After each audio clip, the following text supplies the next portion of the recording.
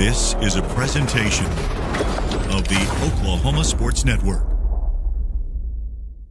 Any other use of this telecast or any pictures, descriptions, or accounts of the game without the Oklahoma Sports Network's consent is prohibited. It may not be reproduced or retransmitted in any form, and the accounts and descriptions of this game may not be used without express written consent.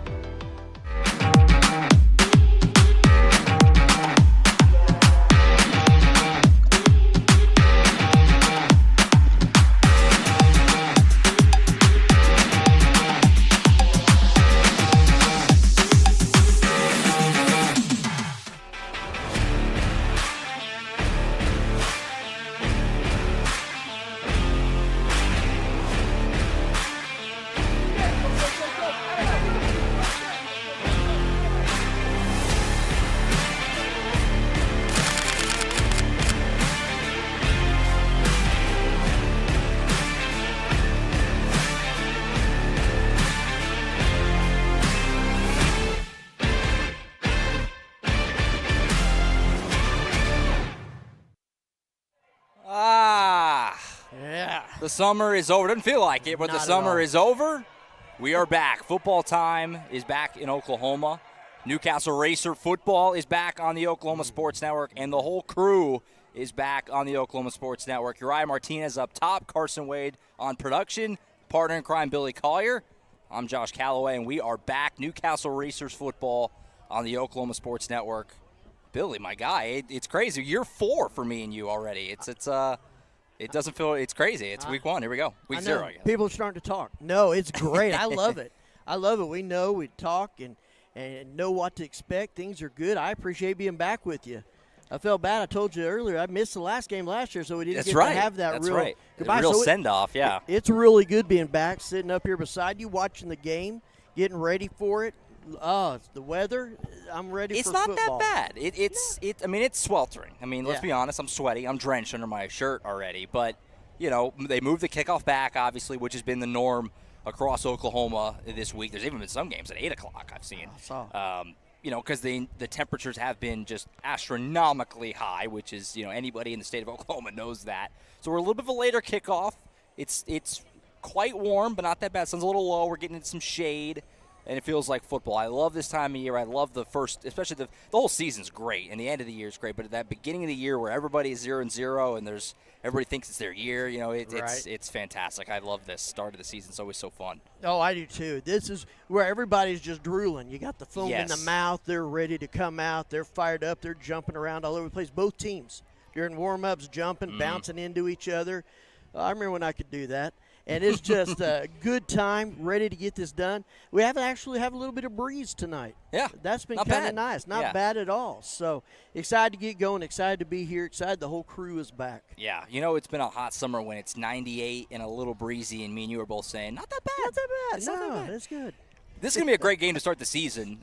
We've been blessed with an awesome matchup. Weatherford is a team that has high hopes in 4A this season. Newcastle, of course, if you were with us back in February at the awards banquet, I was talking to Coach Brickman at that, and we talked about this is a Newcastle program that has become a perennial playoff team. They're expecting to be there, but Coach Brickman believes this year's team has the ability to maybe go to that next level, that next step of getting not just in the playoffs, but advancing deep into the playoffs, deep into November. So there's a couple teams that are expected to be not in the postseason, but also try to win in playoff games when we get there. So this is a couple of really good teams. This is a great way to start. It is, and you have a lot of 3-year starters on the team, and you got them that they're playing. The ones who haven't started, they got lots of backup time, lots of field time, and you got some great talented freshmen coming in that nobody really knows much about. I'm ready to see how they do in real game scenario.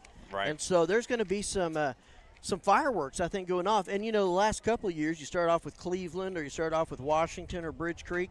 This year they're starting off with Weatherford. Yeah. After scrimmaging Clinton. Yeah, right. So no, you're right. The last couple of years they've opened the year with Cleveland and a couple of big 40-plus point wins. Not going to be the case probably tonight. No. This is probably going to be a back and forth. Newcastle's going to play well to win this game. So we'll get into all of it. We're just getting going here. This is the Focus Federal Credit Union countdown to kickoff.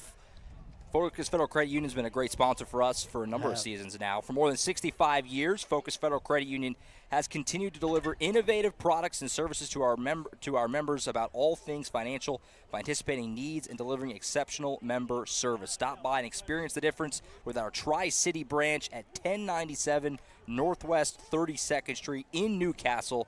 Member NCUA. Focus Federal Credit Union, our countdown to kickoff sponsor all season long on the Oklahoma Sports Network. All right, we're going to take a quick timeout, then we'll come back. Bill and I will we're going to preview this game, obviously, but also the season a little bit. Week 0 here, first game. Talk about what Newcastle brings back from last year's team. Hint, it's a lot.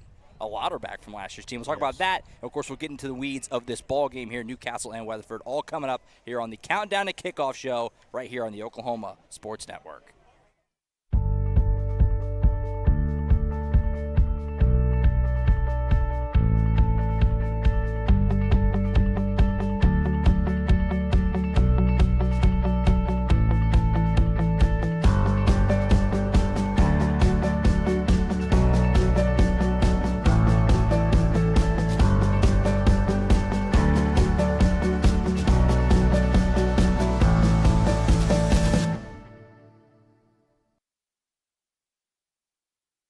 So that's Will, and that's Tim.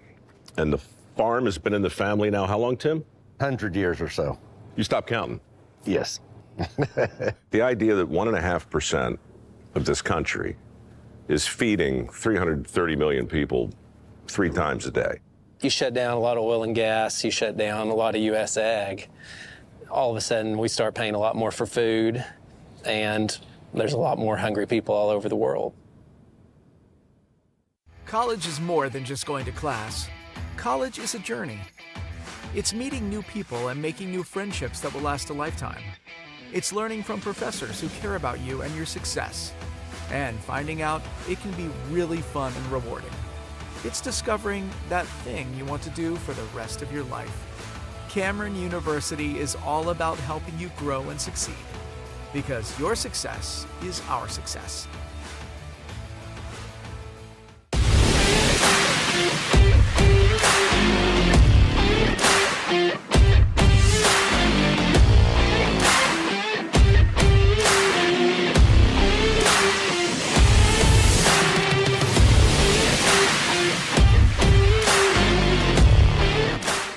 When it comes to your home, you need someone that you can trust to keep it safe and protected for you and your family. Vesta Foundation Solutions is your local, family-owned company that has helped many homeowners fix and protect their homes. Our engineered solutions can take care of all of your foundation repair, basement waterproofing, concrete leveling, and dirt crawl space repair needs. We take pride in getting the job done right, and you'll always be protected with up to a 75-year warranty. Contact us today for a free estimate.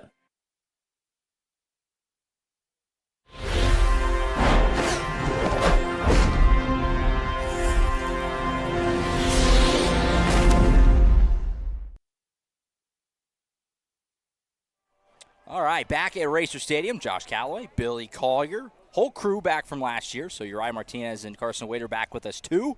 Help us get off to a fast start in 2023, Billy.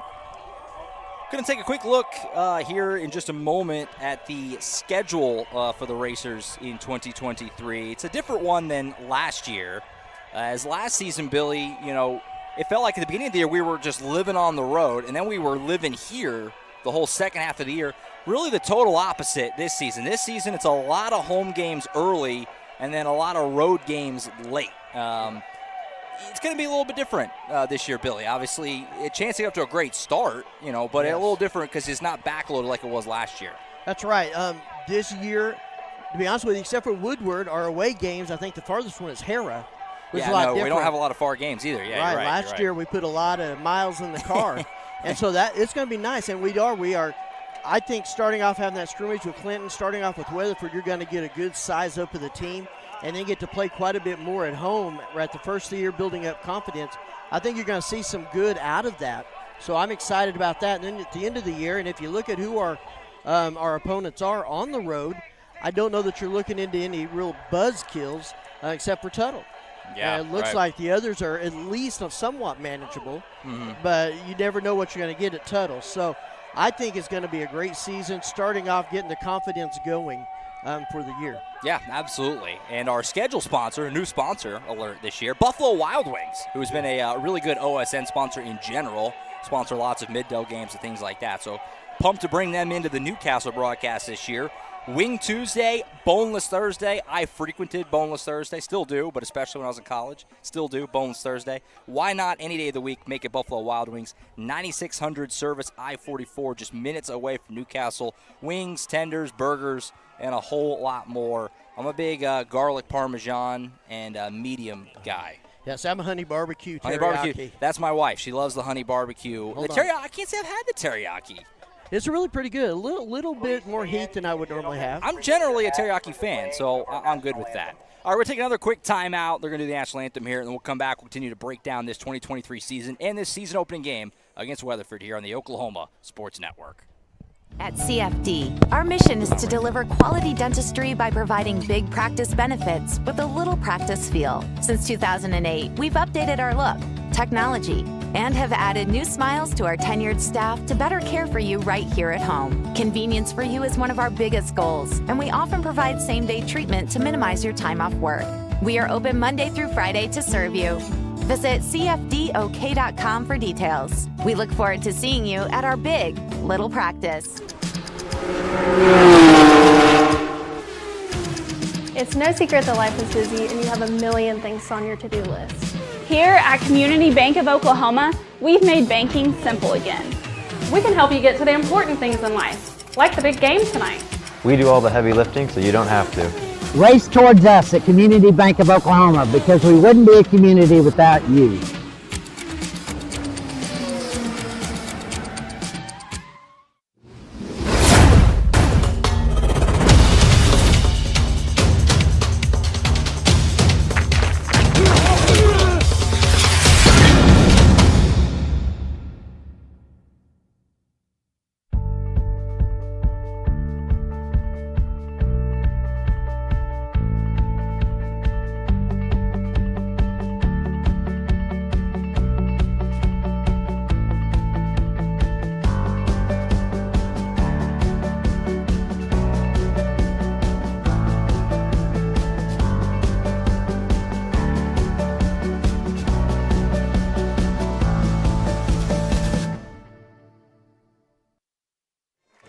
All right, back at Racer Stadium, as you'd expect, a nice crowd here. A lot of Weatherford fans, too, by the way. I mean, we've done a lot of games here now, Billy. That's as packed as I've seen the visiting stands, especially.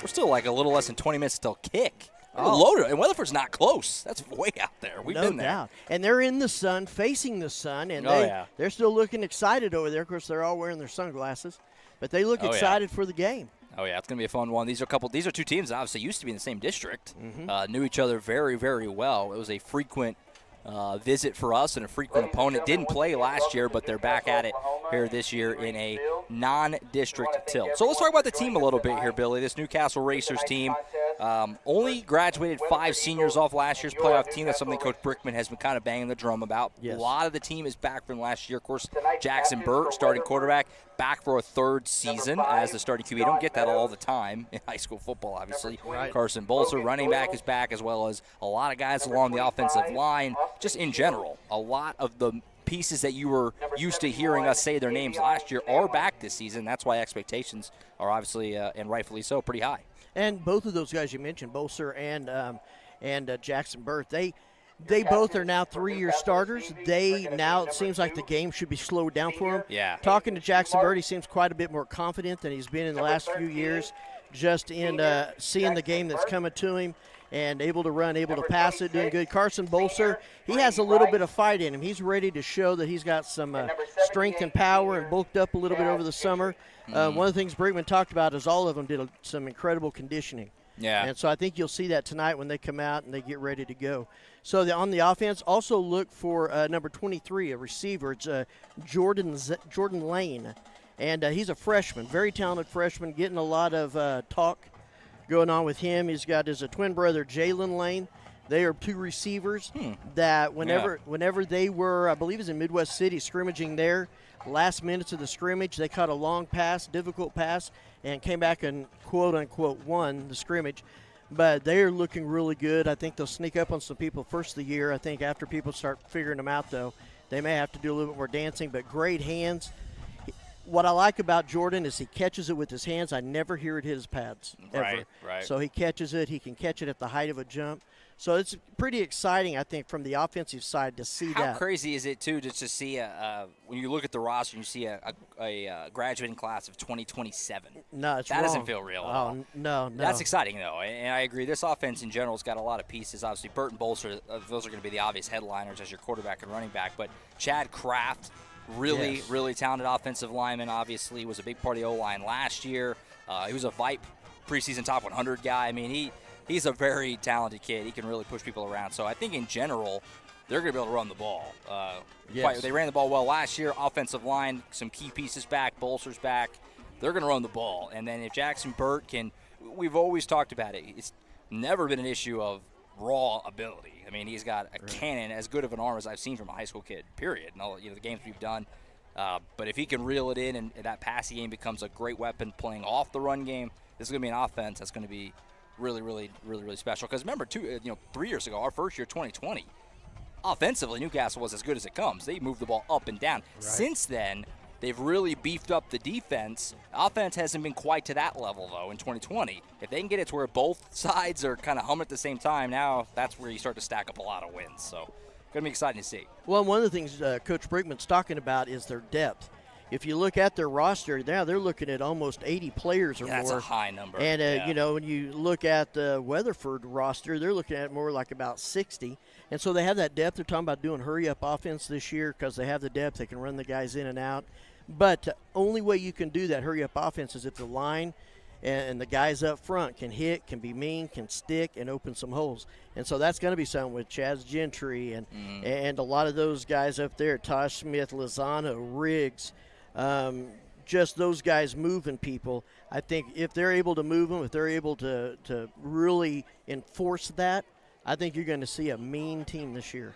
Yeah, defensively for Newcastle, kind of same thing like you were saying there. A lot of guys back. Tosh Smith, Shane Lovejoy, linebacker, is back from last year's team. There's not a whole lot to complain about on the defensive side either. And that's kind of why the expectations are what they are around this place, that, they're going to get back to the postseason and then, try to get over that hump and start to make a little bit of a run when they get there. What about Weatherford? Let's talk about Weatherford a little bit. So the Eagles, this is an interesting team because this is a team and a program that a couple years ago were really good. Ethan Downs, headliner, is making plays for the Oklahoma Sooners now. And, we went out there a couple years ago, and obviously this is a team that the last couple of years has been taking a little step back. Only won 5 games last year. Reagan Roof, the head coach, also the athletic director out there, they have got a belief, and I think rightfully so, that this is a team that's ready to make a big jump of their own. They got 18 starters back, this Weatherford team, including their entire defense, which is insane. If you're with us for the season preview show last week that I did with our fearless leader, Eric Sharam, I talked about Weatherford as a top 5 team in 4A. I had them number 3, actually. I mean, you bring 18 starters back in your entire defense, and oh, hello, they have the number 1 player in Oklahoma in 2025 in C.J. Nixon. You got a lot of talent here, and you got a lot of reasons to be excited about your team. So this is a stiff test for Newcastle out of the gate here. This Eagles team is good. That's right. Well, and the brain part of defense is you've got to be able to know your players or your teammates are doing what they're supposed to do without looking at them. You've got your guy, if you're on a defensive back, you're covering, you're running back covering. Knowing that you have, especially all 11 of them played together, they know what each other's tendencies are. They know what each other's going to do. They're hearing for each other. They know like that. And when you got C.J. Nixon, and then you got another couple of guys, defensive linemen, Carter Teasley, who's a senior, Cutler Rollins, who's a junior. Last year they had 114 tackles. They had 4 sacks, 2 interceptions just between the 3 of them. Yeah. And that's not even including the linebacker, Steele Chisholm. I love these names at Weatherford. They just got some football names. They got some names. He had 116 tackles last year. Yeah, that's an absurd number. I wrote that down, too. As soon as I saw that, I was like, I got to make note of that. 116 tackles. And, they didn't go deep into the postseason, so that's largely regular season stats. Right. It's crazy. So I think they're going to be a very physical test for Newcastle. I saw the Oklahoman had Weatherford win them with 1 point, 28-27. That tells me it's a toss-up. Yeah. And I think you're going to see 2 really good teams playing each other tonight. Weatherford, obviously a couple years ago, Jackson Burt was starting quarterback here for Newcastle as a sophomore when he took over for Andrew Schumard, and he's going in his third year. Weatherford is in the makings of a similar thing. Stone Chisholm, their quarterback, was a starter last year, just a junior this year. So he's going into his second year as a starter as a junior. So he has a chance to be a 3-year guy as well. So Stone and Steel Chisholm, I don't know for a fact that they're related, but they got to be, right? Oh, I know. Nick Jett. Man. So they got a talented team. And like I said, I did not misspeak earlier. C.J. Nixon, the #1 player in Oklahoma in 2025 by 24/7 Sports and recruiting rankings, things like that. He's got tons of offers. And he's projected as a edge, like a defensive end at the next level, but he plays kind of, as you guess, a little bit everywhere in high school. Plays offense at wide receiver and will play on that D line, 6'5", 225. He plays like a 5 in basketball as well. He's a good basketball player. He's just a beast. He's somebody that Newcastle's going to be, obviously, they have to be focused in on and trying to keep him from making too many big plays on both sides of the ball. That's going to be got to be a focus. Well, his size, he's not hiding. No, when they came out here, you saw the players come out and they're going through their drills. You saw 88. Yeah, I mean, that was the biggest jersey on the team, I think. And so, yes, they're going to have to really work at him, and they're going to have to keep him in check. And then they got that running back, 195-pound junior as well, Jackson Blackburn. And so, Nixon's going to be opening the door for him as well. So, like I said, it's going to be a real good game. Absolutely. All right, we're going to take one more break. This is the Focus Federal Credit Union countdown to kickoff. We are getting really, really close to getting this thing started. Team captains are coming out right now to do the coin toss and things like that. When we come back, Bill and I will give our final thoughts on this ball game, and then we'll just be about ready to get things started in 2023. You're watching the OSN countdown to kickoff ahead of Newcastle versus Weatherford on the Oklahoma Sports Network. So that's Will, and that's Tim. And the farm has been in the family now how long, Tim? 100 years or so. You stopped counting? Yes. The idea that 1.5% of this country is feeding 330 million people 3 times a day. You shut down a lot of oil and gas, you shut down a lot of U.S. ag. All of a sudden, we start paying a lot more for food, and there's a lot more hungry people all over the world. College is more than just going to class. College is a journey. It's meeting new people and making new friendships that will last a lifetime. It's learning from professors who care about you and your success. And finding out it can be really fun and rewarding. It's discovering that thing you want to do for the rest of your life. Cameron University is all about helping you grow and succeed. Because your success is our success. When it comes to your home, you need someone that you can trust to keep it safe and protected for you and your family. Vesta Foundation Solutions is your local, family-owned company that has helped many homeowners fix and protect their homes. Our engineered solutions can take care of all of your foundation repair, basement waterproofing, concrete leveling, and dirt crawl space repair needs. We take pride in getting the job done right, and you'll always be protected with up to a 75-year warranty. Contact us today for a free estimate. At CFD, our mission is to deliver quality dentistry by providing big practice benefits with a little practice feel. Since 2008, we've updated our look, technology, and have added new smiles to our tenured staff to better care for you right here at home. Convenience for you is one of our biggest goals, and we often provide same-day treatment to minimize your time off work. We are open Monday through Friday to serve you. Visit cfdok.com for details. We look forward to seeing you at our big little practice.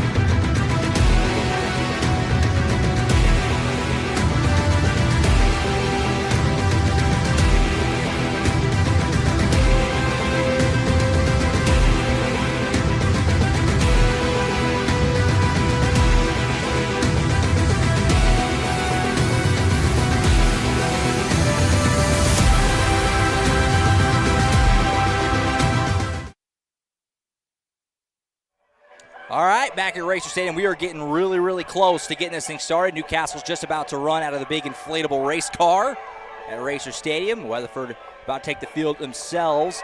This is week 0, but every year, Billy, week 0 means less and less. It's really week 1. Almost everybody is playing this week. In fact, tonight alone, we've got 8 games on the Oklahoma Sports Network. We had a game last night. Walt MacArthur hammered John Marshall to open up their season, so Eric Sharon got his crew off to a 1-0 start. Deal. And tonight we have 8 games on OSN. In addition to ours here, Newcastle and Weatherford getting ready to kick off. Altus and Elk City will be in action tonight. Cash and Tuttle, that's a fun one that I'll be checking the score on throughout the evening. We want to welcome Walters to Oklahoma Sports Network this year. A little Class A action. They're taking on Kanawha tonight. That's the first Walters game on OSN. Muskogee and Enid up there in Tulsa. Big game here. Del City taking on Choctaw. That's a really, really good one. That's on OSN tonight. Carl Albert, that show, that Harlem Globetrotters circus that they got going on over there. Yeah. They got Coweta tonight in their first game of the year. And then Eisenhower in Lawton is taking on Ardmore as Newcastle takes the field for the first time in the All Blacks here at the here on the Oklahoma Sports Network at Racer Stadium. As you expect, big crowd here, as it always is in Newcastle. And we are fired up, just about ready to go on the 2023 season. So we're just a few minutes away, Billy. Give me a quick, time, don't have to be too quick, but a key to the game here. What's your number one thing that Newcastle's got to do to get this thing done? Well, if you know me, it hasn't changed through the years. What happens in the trenches is what's going to happen in the game. They got some big guys on defense. We got some big guys on offense, and then they both play both directions. I think that's where the game's going to be won. I would look at things staying pretty close. If they're able to go with the depth at Newcastle, I think that will show itself later in the game as they're still fairly fresh, playing different players. And I think you'll see a separation there if the line is doing its job and keeping it out. So that would be my key to it. Jackson Burt playing smart, playing within himself. Carson Bolser finding the holes along with TJ Bradford. So here we go. Gene Reed Field. Also, it's amazing we got this far. I'm kicking myself. Welcome Gene Reed to the Oklahoma Sports Network. He did the Coaches Show with you on Tuesday. We're going to talk about that a little more throughout the evening as the Coaches Show on the Oklahoma Sports Network is back. Billy's taking that on along with Gene. Gene no longer the PA here. It's bizarre hearing a different voice coming out of that speaker, but he's still hanging around. It's his namesake field after all here at Gene Reed Field. So we're just about ready to go. Newcastle's going to return to start the game in their all-black unis with the blue helmets, and Weatherford will be in the road whites with the silver helmets. Our kickoff sponsor is another new sponsor this year, Auto Accessories Unlimited. Specializing in custom paint and body for cars, trucks, boats, RVs, you name it. Paint and body collision repair and modifications. 5600 Huetner Drive in Norman. Give them a call at 405-360-8855. Always cool to get some new sponsors into the fold. And Auto Accessories Unlimited, a new one this year, our kickoff sponsor. Billy, we're actually here, man. The game's about to kick. Just the excitement. I mean, it's just it bubbles right now. just a great time. Here we go. Back to return, TJ Bradford, a sophomore, had a really good freshman year for Newcastle, and also back. It looks like I believe that is Trey Burchett, number 16. Yes. Is that correct? Yes. Kick away, and here we go. The 2023 season's off and running. It'll go into the end zone and be a touchback. I think our first quarter sponsor, he's not new. He's actually been around for a long time. Chris Dumm, All-State agent. Chris knows what life is like here in Newcastle, that you choose your car and your home to fit your lifestyle and your budget. He also knows how important it is to do the same when it comes to your insurance. He looks forward to getting to know you and helping you to find the solutions that meet your needs. Give him a call today at 405-392-2390. Chris Dumm back for another year. He's moved over to quarter sponsor. I think last year he was maybe lineups. I can't remember where he was last year. Quarter sponsor this year. Yep. So here we go. Newcastle up here first on offense. Jackson Burt back to beginning his third year as a starting quarterback of the Racers. First snap is a handoff to Bolser. He goes up the middle, runs through a couple of arm tackles, and a solid first pickup, about 4. That was a good run. If you didn't notice, they ran it right at big number Nixon, their 88. He's able to get one hand in there trying to pull the ball out, and Carson took him for a few yards. So looks like they got 4. Second down and 6 coming up here as we're off and running in the 2023 season. Burt moves Bradford over. The handoff will go to Bolser, and it bounces outside. He's got room. That's going to be a first down and more across the 35, just shy of the 40. And this is what we were just saying in pregame. There's a lot of reason to believe that Newcastle's going to be able to run the ball this season. And you mentioned Chad Kraft. If you notice, he just let big number 88 Nixon go, and he went right out of the play, and Carson ran right behind him and got some good yardage. So it's a 1st and 10 up to the 38, 37, somewhere in there. Hand off to Bolser. Not a lot of room this time. He's wrapped up. Couple of Eagles get in there. Looks like number 0, Cash Jennings, in there, as well as I think that was maybe 44, which is Reno Hammonds. Number 17, Bolser on the carry. Yeah, they had that one down.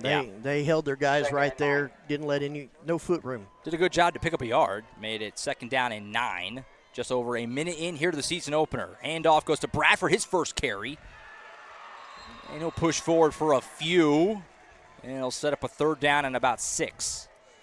Tell you what, looking in practice, T.J. Bradford has grown. He's several inches. He's put on some muscle. He's looking really good. Last year, he was a little bit smaller, could hide behind the line. He's not going to hide behind it this year, but he's got some muscle on him there, and he's carrying some guys in the scrimmage. Bradford, a really nice freshman year last year. It was a lot of fun to watch. Bolser handoff, breaks one tackle, cuts back. He's pushing forward. That's a 1st down across midfield. Good and job. That was, a lot of Bolser on his own. Yes. He was contacted in the backfield practically, ran through a couple tackles, and that's a big 1st down. Yes, he's got some confidence going into this year. He's kind of fired up. He wants to show what he can do. Both him and Burt, seniors, ready to finish off their careers with a bang here this season. Burt back to pass for potentially his first attempt of the year. Going to let it fly over the middle. Got a man caught, diving across the 35. There. That's Rex Heskew, another guy back from last year's team. You're going to hear a lot about number 4, Heskew. He might have a flag down here. I'm not sure. Oh. Sorry to cut you off there, Billy. Oh, that's all right. And it is going to be was that a hold? Yes. Flag on the play, holding on. Newcastle. Like I was saying, you're going to see a lot out of number 4, Rex Heskew. He's got good speed on defense. He's got great catch-up speed. That was a good catch right there. It's just sad it's got to come back. I'll tell you what, it got called back, but that was a nice throw and a nice catch. Yes. And I don't want to – it's one play that didn't even count, but that's a nice first throw of the season for Bauer. Because like we said, arm strength is there. Sometimes it just kind of lets it fly. That was on the money. Great way to start his season, although it got called back. So it's 1st down and I think 20 after the penalty. Handoff goes to – actually faked it to Bradford, and Burt kept it. Did a good job to get about 5 yards out of that. I don't know if that was the design. It looked kind of herky-jerky. It did. It kind of looked like it stalled, and you can't get stalled back behind the line when you got those big guys in the front. You got to get around them. You got to get going fast.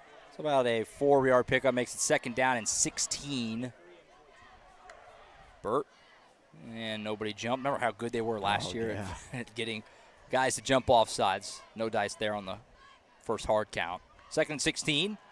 Burt takes a shotgun snap in the pocket. Great protection. He'll bounce out to his left. Still looking for somebody. Pressure comes, and he's dropped. A sack there by the Eagles' Steel Chisholm. Just talked about him a moment ago in pregame. And that's a credit. That was a coverage sack for Weatherford because the protection was there for Burt, but eventually, you have to wait long enough. Somebody will come find you.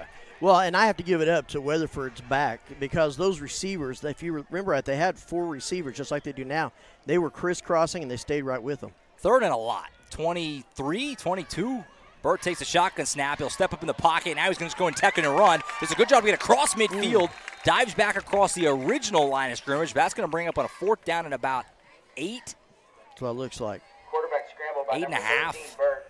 Now what do? You're kind of in no man's land here. You could certainly punt. You're just a little past midfield.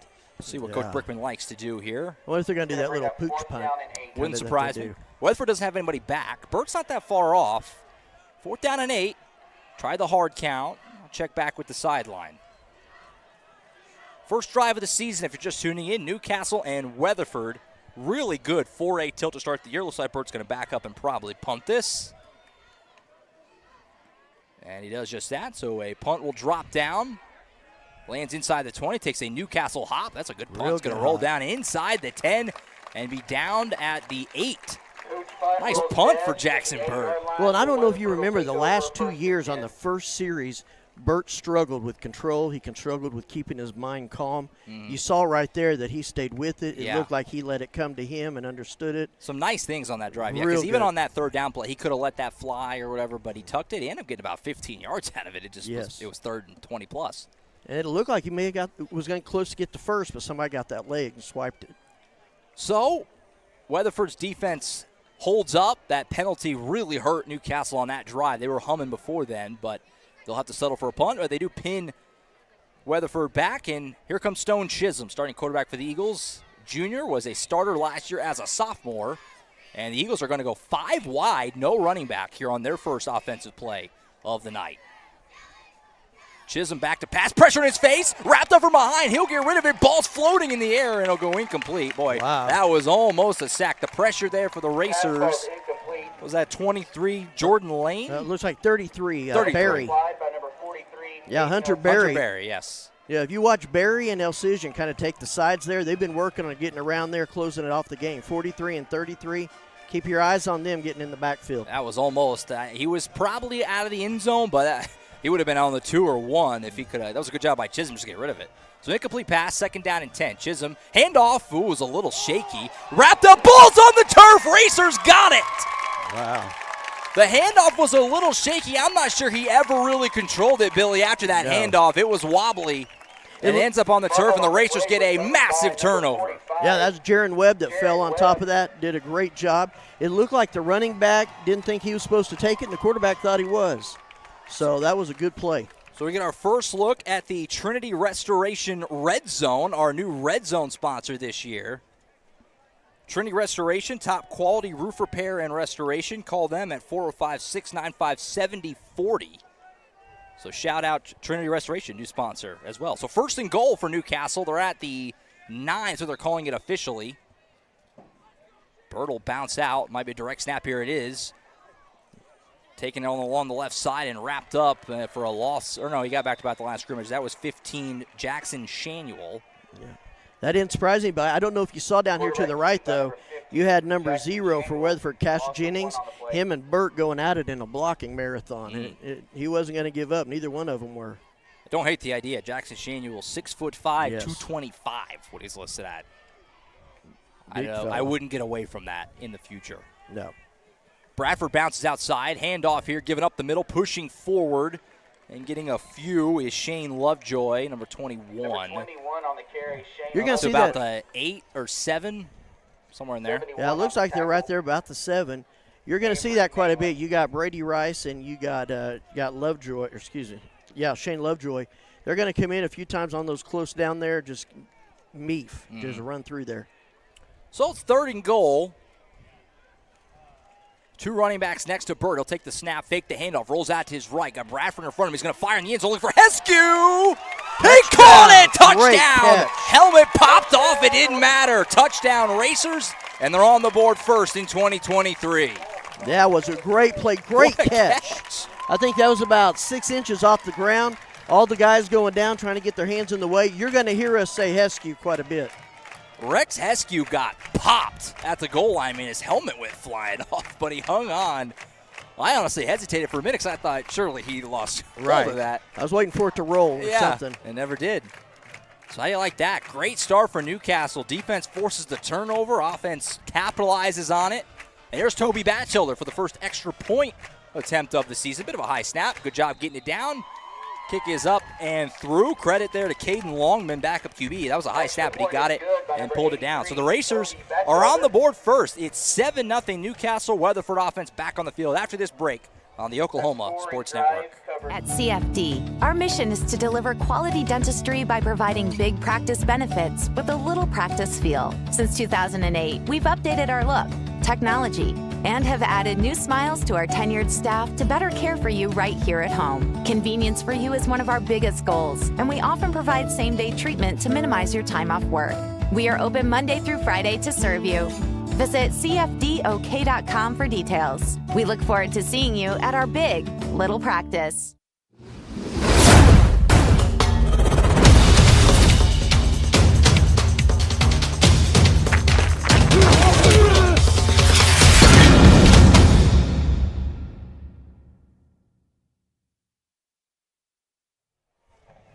Back at the Castle, as they're calling it this year. That's new, right? That is brand new. I'm not crazy. Yeah. Everybody in town's going, Castle? What Castle? It's going to take me a while to shake off Racer Stadium at Gene Reed Field. Great start for Newcastle. Good first drive. It got stole out by that penalty, but they moved the ball well, pinned him deep, got the big turnover, and then capitalized it with a touchdown. Nice start for the black and blue.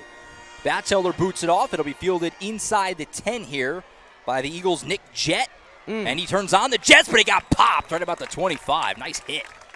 Right when it looked like he was starting to get a head of steam around that right side, he got licked pretty good. Yeah, it looked like it was Ian Barker that came across there on about the 25 and just knocked him straight down. That was a good job. All right, so how do the Eagles respond offensively? Obviously, their first series, they got a little bit of, I think, an official timeout here. Timeout on the field. You're going to see a few of these kind of extra breaks throughout the game with the temperature being what it is. But how do the Eagles respond offensively now? Because, I mean, that first series, obviously, the first play, Chisholm was lucky to get out of a sack and a near safety. And the next play, you turn it over on a fumble. Not exactly two great plays to start your year offensively, so we'll see how the Eagles can bounce back. Yeah, no doubt. If I'm Coach Roof, I took my offense over to the side, the ones who could, and said, guys, we got to think. We got to use our minds. We got to use our feet. Remember what we did in practice. Don't do too much. Just go out there and play. And so I think he's good. He's been around for quite a while. I'm sure that's exactly what he did, is just get them back on track. So Chisholm back out for possession number 2. Racer defense trying to build on that. Great start for them defensively. 6:45 to play in the first quarter. Sun's just getting low enough. We're pretty much entirely in shade now. It's not too bad. Doesn't feel too bad at all. It's kind of. Nice. I mean, we're conditioned. It's been 110 every day. That's so right. when it's only 96 out right now, it's kind of chilly. It's not bad. Yeah, we're not ready for November right now. If we just had to fast forward to the end of the year, we'd be struggling. So 1st and 10 at the 25 for the Eagles. They got 3 receivers. Chisholm will take the shotgun snap back to pass. Pressure in his face, rolls out to his right. He's going to let it fly down the field. Dangerous pass. Ooh, wow. Incomplete. I don't really know who that was for. It even looked like the Newcastle guys were kind of confused right between 3 of them. A few racers over there. Bradford was in the mix there, as well as Jordan Lane, who you mentioned earlier. Yeah, then Shania was right there, I believe. So incomplete pass. It'll be 2nd down and 10. Chisholm 0 for 2 from the in the air so far. 2nd and 10. Chisholm takes it. Handoff here up the middle. Bouncing through a leg tackle and getting across the 30. About a 7-yard pickup for 27. Jackson Blackman, junior running back for Weatherford. Sets up the first 3rd down of the day for the Eagles offense. And he's a big back. It's going to take more than an arm to bring him down. And that's what they need more of. They need more of those 7-yard runs to set things up in the pass. So 3rd down and 3 as we near the midway point of the first quarter. Big early spot here. And a jump off side says, well, for the Racers, that was 26. Brady Rice was coming in with some bad intentions, but a little early. And that's going to be an offside, and it's going to result in a 1st down. Yeah, you saw. He came in hot. You saw defensive coordinator Bradshaw down here pointing at his head, looking at Brady, pointing at his head. Yep. And that should be all it takes. Brady's a smart player, so they'll get that lined out.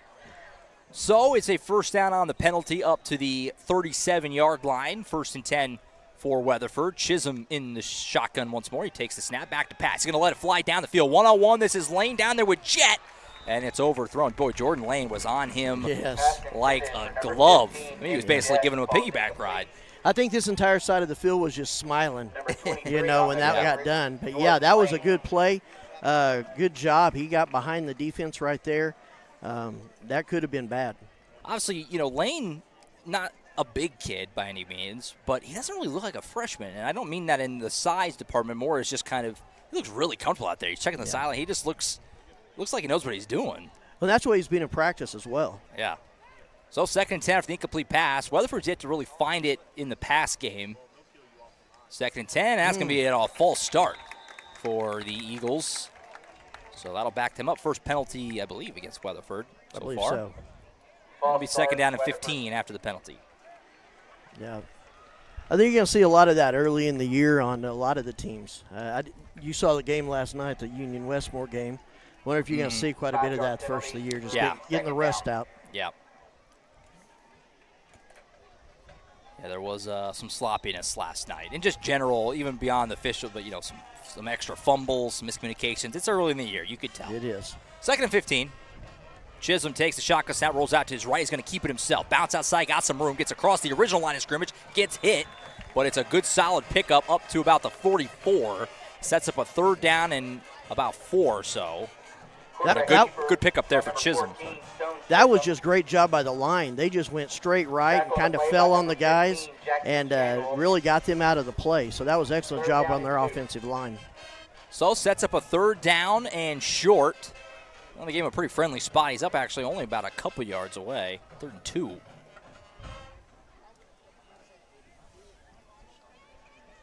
Running back next to Chisholm is Blackman. Had that nice carry earlier. And he'll get the ball on a pitch. Here he's popped and put down. That's Burchett coming in. Got him right as he took that little pitch toss. And he didn't go anywhere. And it's going to be 4th down now for Weatherford. Yeah, 4th down. It's in that area where I bet they probably will try and go for it. But I tell you what, the way that got shut down as fast as it did, I definitely know they're thinking about it. Weatherford doing a lot of nice things, or Newcastle doing a lot of nice things defensively so far here. Sets up a big 4th down. I'm curious what they decide to do here. Chisholm's a little far back. He might punt this himself, just like we saw Burt do. Yeah, he backed up. I bet he punts it, and he's going to. So a good stop by the Racer defense. Ball take a big bounce. Is it going to stay in? And he goes into the end zone. So the Racer Stadium, the Gene Reed Field has been friendly to Newcastle twice. Yep. And the Racers will get it back out at the 20. Well, and you talk about all the time, Josh, about how just bounces and a few of those luck plays are what you need during. This may be some of those things that they need to win tonight. Just some things bouncing their way, a fumble, touchback right there. Those are things that they will need. Let's see what they got. Certainly a good start for Newcastle. A couple of nice defensive series. Of course, that big turnover. Racers moved the ball well. Had a costly holding penalty, but then punched in on that short field. So we'll see what they can do with their 3rd possession as they set up at their own 20-yard line. 4:21 to play in the first. Burt in the shotgun. Bolser back next to him. Bolser will fake it to him. Burt's going to keep it. Bounces outside and gets just a couple. Looked like he had quite a bit more if he'd have kept going around left. Of course, I can't see all the way over there, and I'm not going to pretend to be a better runner. But he ran right into that, and those 3 guys were waiting, and he fought them hard. But I think he only got a few yards. Yeah, didn't get much. 2nd down and about 8. Bird back in the shotgun. Bolser next to him. Fake it to him. Pass out here. A little screen play skipped in there to be incomplete. Was looking for Heskew. Eagles kind of sniffed that out. They were all over it. They were ready. Yeah, even if Heskew caught that, it wasn't probably really going anywhere. No. So incomplete pass. It'll be 3rd down and 8. And it's a big chance for Weatherford to get a quick 3 and out and get the ball back on what would probably be pretty good field position. Looks like they got 4 out. 4 receivers set for Burt in the gun here. He'll take it. Back to pass. Got all kinds of time. Going to bomb it deep, looking for Lane. He's behind his defender, and he's got him in stride. Tackle down inside the 30. I think this freshman might be something, Billy Collier. He is. He's off to a good start. Man, he is good. He's got some speed. He can run under the ball. He can see it very well. Just a great job right there. That was another dynamite throw as well. And you're going to see more of that, I think, this year. That was a great throw, and Lane perfectly behind his defender, hauled it in. That was a pretty-looking play. And just like that, Newcastle heavily flips the field, and they're all the way down to the 24. 1st and 10. Boy, that was a nice dot and catch. Beautiful. Man in motion there was Longman. He's going to get the pass on the flat behind him. We have a flag flying in. I assume that's a hold, but I guess we'll see. Well, you don't realize how far that is to the far line where he's trying to throw that and got a guy right in his face. Now it looks like they're marching it back. Yeah, that's a hold against the Racers. Probably, you don't want to say a good hold, but I didn't quite catch the number there. Somebody from Weatherford was coming in hot. Yes. Had a chance to maybe create a big negative play. I believe it was big number 63 there, Cutler Rollins, coming in on him right in his face. Bad thing about that is it just slows down that hurry-up offense. Right. So the hold backs him up 1st and 20. 3 receivers at the top, 1 at the bottom. Aiden Schumar, the man at the bottom here, and he's going to get the ball on a little delayed screen, and it popped in and out of the hands, was getting hit as he was trying to catch it, as that was Jake Crisp, another good name. Yeah. Number 2, Aiden Schumard. I tell you what, they've Broken up done by their number work. You 7, remember the last Jake several Crisp. years we've done a lot of passes out in the flat like that, and Weatherford's done their due education. They're expecting every one of those. I haven't seen a lot of the screen game being very effective earlier. You're right. Lane back out there. Schumar at the bottom, 3 receivers at the top again. Heskew and Lane. In between them is 14, Jalen Lane, the other of the 2 Lane brothers. Burt back to pass again with a lot of time. Rolls out to his left. Nobody really there. He's going to try and just dump it off. I think that was a little bit of a throwaway more than anything. I believe so. That was a good coverage. Yeah, so back-to-back incompletion sets you up 3rd and 20. So obviously we'll see what happens here. But this is, again, where it feels like that holding kind of killed the momentum. Penalties kill momentum. We say it every year. Seems like last year, we almost half the time we yelled for great plays, it came back on holding, and they just kill momentum. 3:04 to play in this first quarter. Fun start to this one. Newcastle leading Weatherford 7-0. Got a 3rd and 20 here on the 34-yard line. Lane in motion. Faked it to him. Burrow got a lot of room up the middle here. Cuts back around the left side. He's across the 25. Wow. There's more space. He might pick this up. He's right at the stick. It's going to depend on the spot. Boy, it couldn't be much closer. No, couldn't. It's going to depend on, really just which foot the official puts it down on. He's right at that marker. And I don't think it matters. If it's first down, they're going. If it's not 4th down, they're going. Looks like they are calling him just, and I mean just short by, a quarter of a football. He's short. So 4th down and as close as it gets. And they are definitely going to go for it. Direct snap here. Fake the handoff. Burrow keep it. He's got that easy. Pushing forward inside the 10.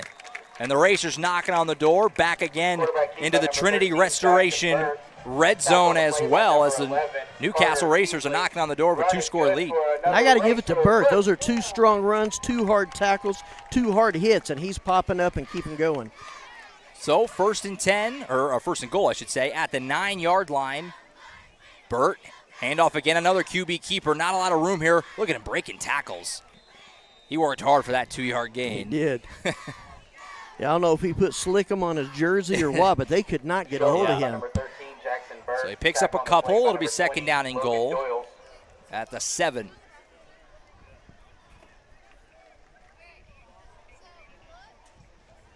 $1.50 to play in the first. Can't really ask for much more with the way Newcastle has started this game outside of those couple of penalties. Handoff up the middle here, pushing forward. Big hit inside the 5. That was Lovejoy. Yeah, just crunched over. But he hops right up, and it's 3rd and goal from inside the 5. I think they're at the 3. I tell you what, Lovejoy and Rice this last summer really talked about working out, getting stronger. And you can see it when you go down and talk to him, and you can see it right there. Just running up right through the middle till he got his legs taken out. Big fella. 3rd and goal from the 3. Bradford on the left of Burt, Lovejoy on the right. See what they do here. Burt's going to hand off to Bradford. He stumbles there, and that kind of just killed that whole play. As Bradford, right as he got the handoff, Turf Monster got him. And now it's going to be 4th and goal. Now what do? Do you take the automatic points pretty much? It looks like that's going to be the case. Batchelder coming out. Got to be tempting if you're Coach Brickman to go for it with the way your offense is going, but, you got a reliable kicker. You don't want to call it a free, nothing's free, but a very high probability of getting a 3 points here. Hard to turn this down. Well, and a lot of your coaches out there at all levels will say, do not take points off the board. Right. Now, I'm happy to see Batchelder out there after having an injury out in soccer. Good to see him out there kicking. 4th and goal from the 3. It's going to be a field goal try for Batchelder. Made his first extra point, and his first field goal of the season is also through. So a nice start for the Racer kicker.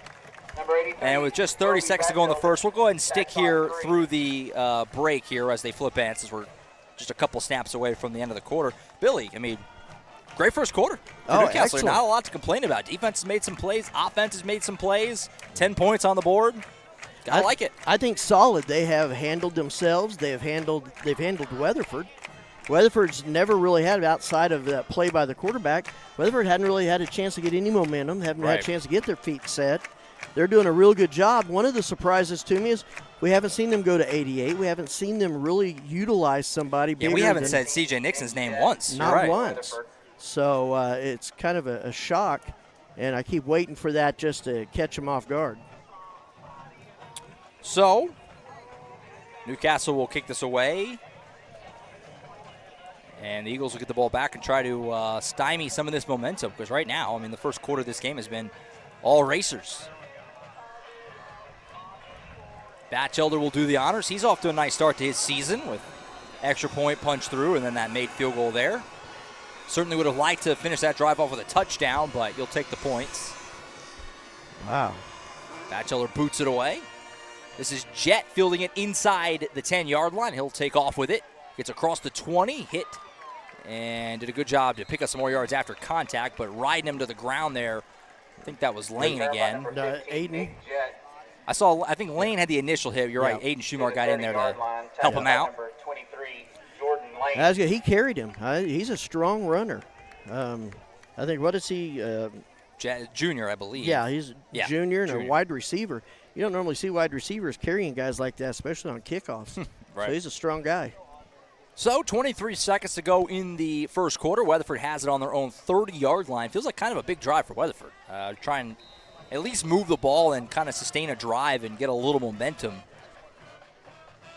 on their side of things. 4-receiver set for Chisholm. Handoff here goes to Blackman up the middle. Spin move, and he's wrapped up. Trey Burchett stops him in his tracks. Lovejoy kind of stopped his momentum a little bit there, and Burchett cleaned it up. Just a 2-yard pickup, makes it 2nd down and 8, and that probably will be the final play of the first quarter. Well, and that was good team defense. You saw them all stay put. Didn't see him running out of anything. They just stayed there and had to gang up on him. That's the first quarter. Great start for Newcastle here at Racer Stadium. After 1, it's Newcastle 10, Weatherford 0. Second quarter on deck here on the Oklahoma Sports Network. As we honor 2 great racers from last.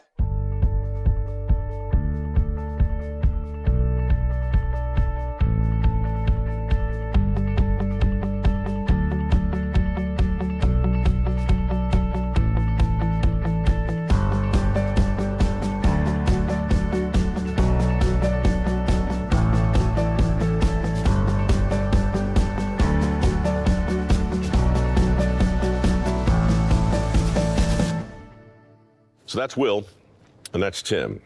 And the farm has been in the family now how long, Tim? 100 years or so. You stopped counting?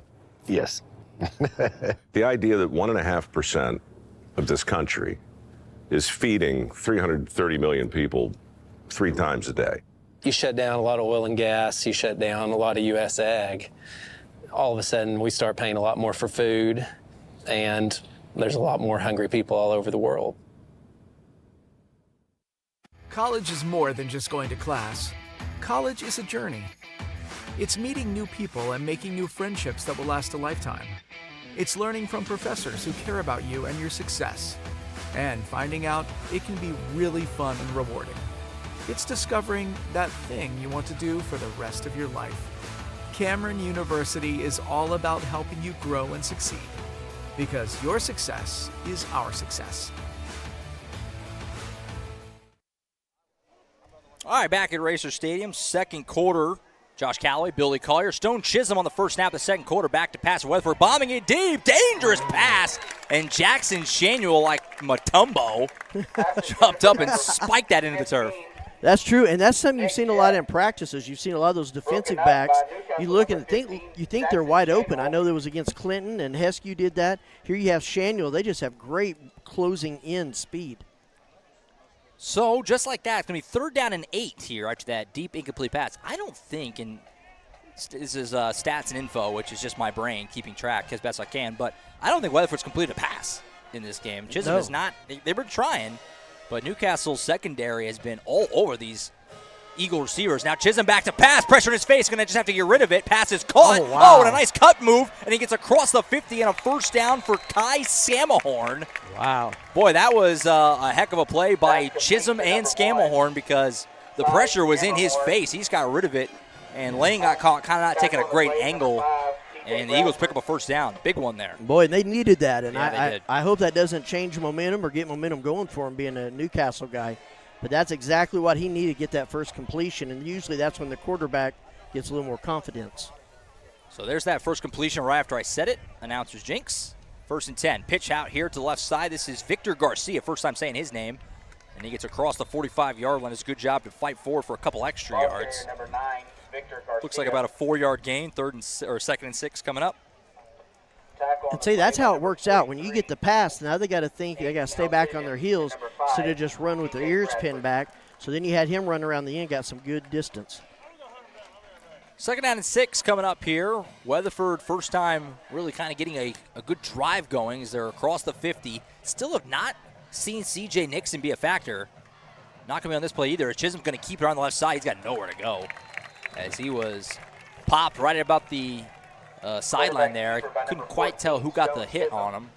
Couldn't either. Maybe Hunter Berry. On that far side. One of the things I saw that I really liked is you didn't see the linebackers run into the holes and get stuck. They stayed on their line. They went out there almost like if you think about a foosball, just kind of following that line out. And so they were there ready not to let him get much. It looks like he maybe even lost a little bit. Yeah, I think no gain or, even maybe lost a half yard if anything. So call it 3rd and a long 6. And a chance here for the Racers again to get off the field, get their offense back out there. 3rd and 6, Chisholm back to pass. He'll fire, got a man caught. That's Scammahorn again inside the 30. And maybe Weatherford's found a little something with the Chisholm-Scammahorn connection. It's back-to-back 3rd down conversions with those two. Well, and if you look, Scammahorn is lining up right beside Nixon. So you know that's a big decoy and probably pulling both the guys, keeping an eye on him. And you see Scammahorn getting open and getting some good distance. So Weatherford definitely the furthest down the field they've been now offensively as they're inside the 30 at the 28-yard line, 1st and 10. As Nick Jett trots back out onto the field off the Weatherford sideline. Made in motion is Scammahorn. He'll fake the handoff to him. Now he'll get up to Garcia. Garcia running through. Didn't seem like there was a lot of space there. All of a sudden he squirted forward and got about 7. Sets up a 2nd down and 3. And the Eagles are on the outskirts now of the red zone. Yeah, they need to get a good stop. They need to get a signature stop on them to stop this momentum.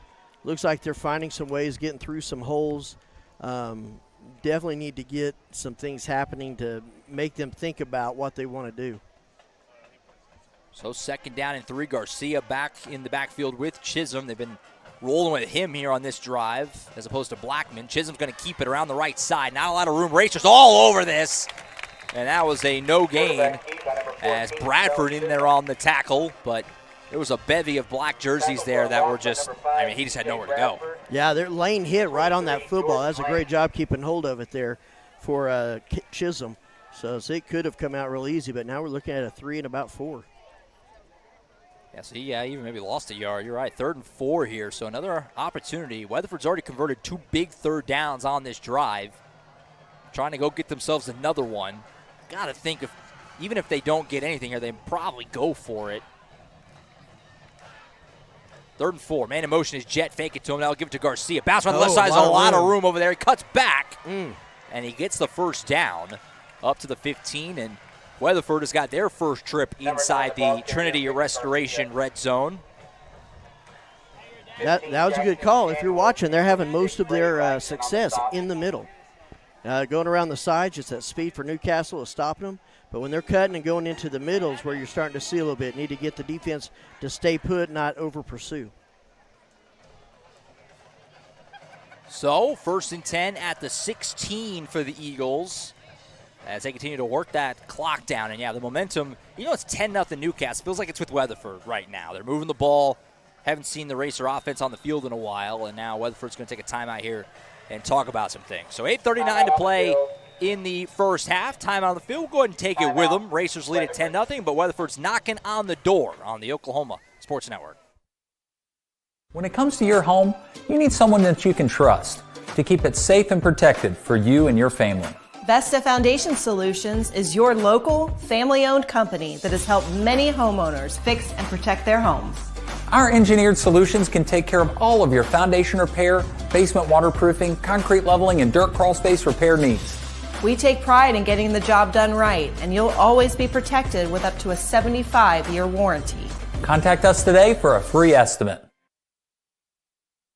At CFD, our mission is to deliver quality dentistry by providing big practice benefits with a little practice feel. Since 2008, we've updated our look, technology, and have added new smiles to our tenured staff to better care for you right here at home. Convenience for you is one of our biggest goals, and we often provide same-day treatment to minimize your time off work.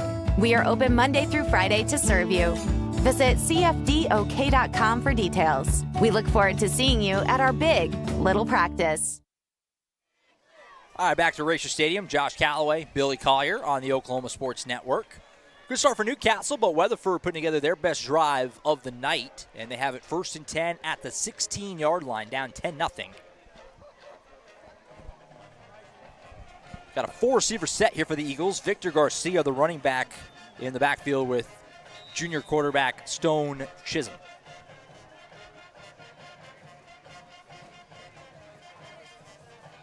Man in motion there is Scamelhorn, who's had a nice drive. He'll fake the jet sweep to him. Chisholm back to pass, going to fire in the end zone, looking for big C.J. Nixon.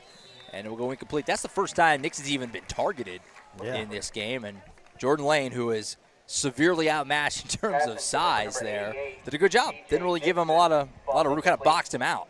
Yeah, kind of, when you're playing pickup basketball and you're covered by that little guy who's just getting on your nerves, that's kind of what Lane was doing down there, just kind of boxing him out and kind of messing with him there. I noticed he's done that a lot. C.J. Bradford doing the same thing when he covers him. So, a big priority coming into this game, we talked about in the pregame, was to not let C.J. Nixon beat you, and certainly hasn't so far. Handoff here to Jet on a little jet sweep action. Not a whole lot there. Pretty good hit. He only got a couple. I think that was Rice came in and got the initial pop. Yeah, he kind of foamed at the mouth on that one. It looked like he was ready to hit somebody. So a short pickup, I think only got about 2 or 3. Makes it 3rd down and 8, we'll call it, at about the 15-yard line. So another opportunity here. Weatherford's already picked up 3 big 3rd downs on this drive alone. And they're going to be looking for another one here. You got the coaches down here trying to get the fans to make some noise here. Big spot in the game. Chance to try and flip the momentum back. Even holding to a field goal feels like a big win right now for Newcastle. Fake the handoff. Chisholm bounce outside. Not a lot of room there. He's going to run for it as hard as he can. And he'll get a couple, but not much more. And now you're looking at a 4th down and 7 or maybe 6 at best. So decision time for Coach Reagan Roof. And let me return the favor. If you're Roof, what do you do? Yeah, I think that was a play call with going for it in mind, trying to get 4 or 5 yards back, but I don't know if they picked up enough to really warrant it. I think they're going to kick this. So it looks like they are going to line up for a field goal. It looks like the field goal kicker is Jake Crisp, who we called his name earlier, wide receiver defensive back for this Weatherford team. Looks like he will do the kicking honors here. And this is kind of a long field goal for high school. You don't see a lot of teams really try them outside of chip shots. About a 30-yard. It's a line drive. Did that sneak through or is it wide? It's wide or left, excuse me. So after all that big long drive, all those 3rd down conversions, that's what you got to do. Make them at least kick it. And Crisp boots it left. And Weatherford comes up empty after all that. That's a gut punch if you're the Eagles right there. And a great stop for Newcastle. Oh, phenomenal. You had to get that stopped. So a great start for the Racer defense. Weatherford was obviously moving the ball there, got some big 3rd down conversions, but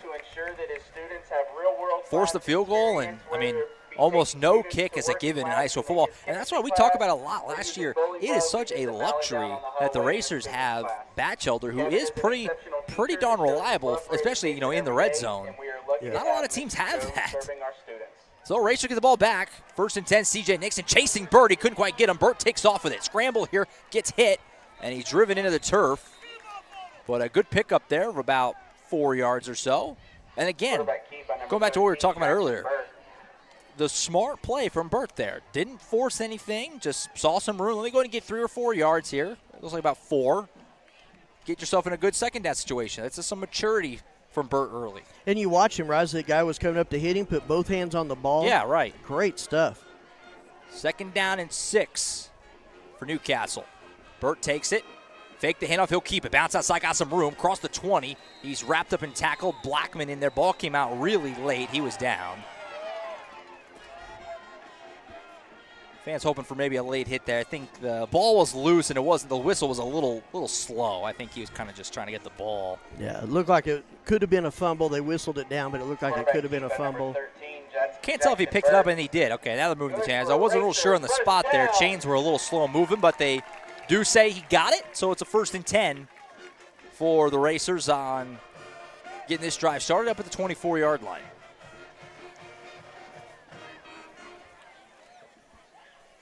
as we hit the midway point or near the midway point of the second quarter. Burt pump fake once, going to fire over the middle looking for Lane.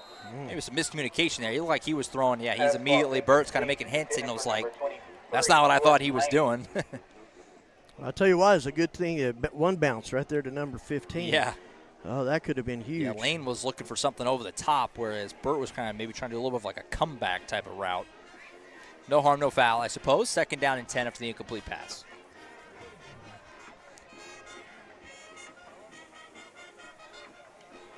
Four receiver set. Bolser, the running back next to Burt. Man in motion here and getting the football on a jet sweep and a big hit. Ball did come out there, I think. That was a fumble. Racers got on it. The run was from Jalen Lane. Who he did almost John Elway in the Super Bowl helicopter. Right. After he got hit there, but about a 5 or 6 yard gain. I think that ball came out. We won't really. I think it did too. We don't really get to know. Racers jumped on it immediately. So he came up looking for it. Yeah. Called a 6 yard gain though. So 3rd down and 4, maybe 3. Chance to pick this up. Oh. I got a flag. I didn't see anybody move. I didn't either. Not sure what else the call would be. Officials are talking about it. And that's what it is. It's a false start. False start. Wow. Newcastle. Not sure the guilty party on that one. Not either. Looks like the coaches are asking as well. They so 5 yard loss. Send back out the Lane brothers. So they may be looking to the air. So call it maybe 3rd and 8 or 9 now after the false start. That's a toughie. You were looking at 3rd and manageable. Now you're kind of looking at 3rd and long here. So Burt will back it up. He's got 4 receivers to work with. 4-man rush for Weatherford. Burt back to pass it, bounce out to the right. Going to let it fly deep. Got one-on-one on the far side. Thought there may be a chance for pass interference there, but it didn't come. Was looking for Lane again. Logan Doyle's senior DB for Weatherford on the coverage. And it goes incomplete. And kind of in the story a little bit of this first half for Newcastle. They've done a lot of good things, but a few really untimely penalties have kind of neutralized some good drives. So and that one was kind of just getting started, but well, it seems like they're trying some different things, and I really like that, especially being game 1. I also think they're moving away from their bread and butter, the things that they find a lot of success with. So Racers left the punt. Batchelder out. His first punt of the season. Kind of got off the side of the foot here. Not a great punt. It'll go out of bounds, and we'll see where they spot this. But Weatherford's going to have good field position. Yeah, looks like they're going to set up on about their own, or the Newcastle 36. Yeah, that one just went right off the side of the foot. Yeah. So a good field position and a good chance for Weatherford after that tough missed field goal. They do what they got to do. They buckled down, got to stop, and now they're in the driver's seat trying to get themselves on the board here before halftime. So obviously plenty of time to work with 4:46 on the clock. Well, and I've been impressed with the defense so far. Of course, you're looking at a big O up there on the scoreboard. But they got to buckle down now because there's not a lot of distance between them and the end zone. So 1st and 10 at the 34. I think I said 36 or 34. Chisholm back to pass here. Pressure coming, and he's dropped from behind. First sack of the season for the Racers. Comes from 33, Hunter Berry. Wearing the same number that Justice Conway used to wear, of course. Well, and his older brother. Put up some serious sack numbers. He has an older brother that played at, he's playing at SWASU now. Picked up his number as well, number 33. Nice. So a sack, and he lost a few yards, makes it 2nd down and 13. They've almost got Chisholm a few times, but that time they did get him.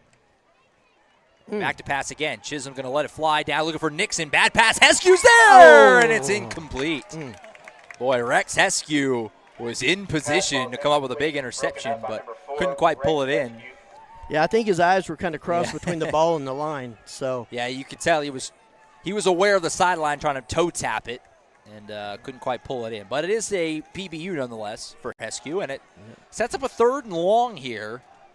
And the Eagles, I mean, they had the one couple of 3rd down conversions, but for the most part, the pass game hasn't really been effective. Racers have done a nice job. in the secondary. That's a false start. Yeah, so some yardage lost again here. So going the wrong way is Weatherford on this drive. Well, that defensive line from Newcastle is making them want to jump, making them feel like they need to be over-aggressive. That's how you catch them doing that. I think they had some big play ready for down here on the home side of the field, because you saw at number 1, big number 88 kind of drop their heads like, oh, we had our chance. Mm-hmm. Yeah, Nixon had some room to work on that throw. It just, kind of looked like, I don't know if it was miscommunication or just an off throw. So a timeout taken by Weatherford. I think that's their second. Didn't come off the board earlier. They took one earlier, I'm pretty sure. So 4:05, we'll go ahead and take it with them. 4:05, big play coming up here as the Racers try to get off the field here on the Oklahoma Sports Network.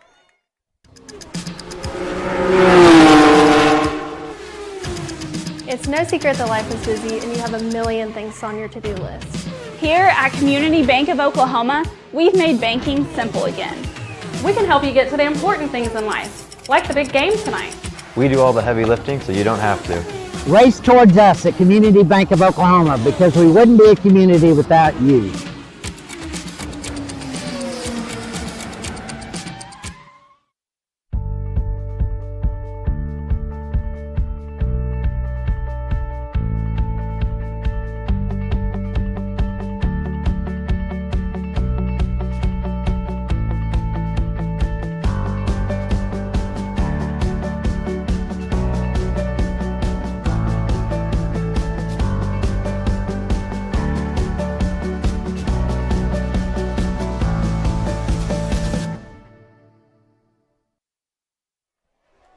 Back at Racer Stadium, Gene Reed Field,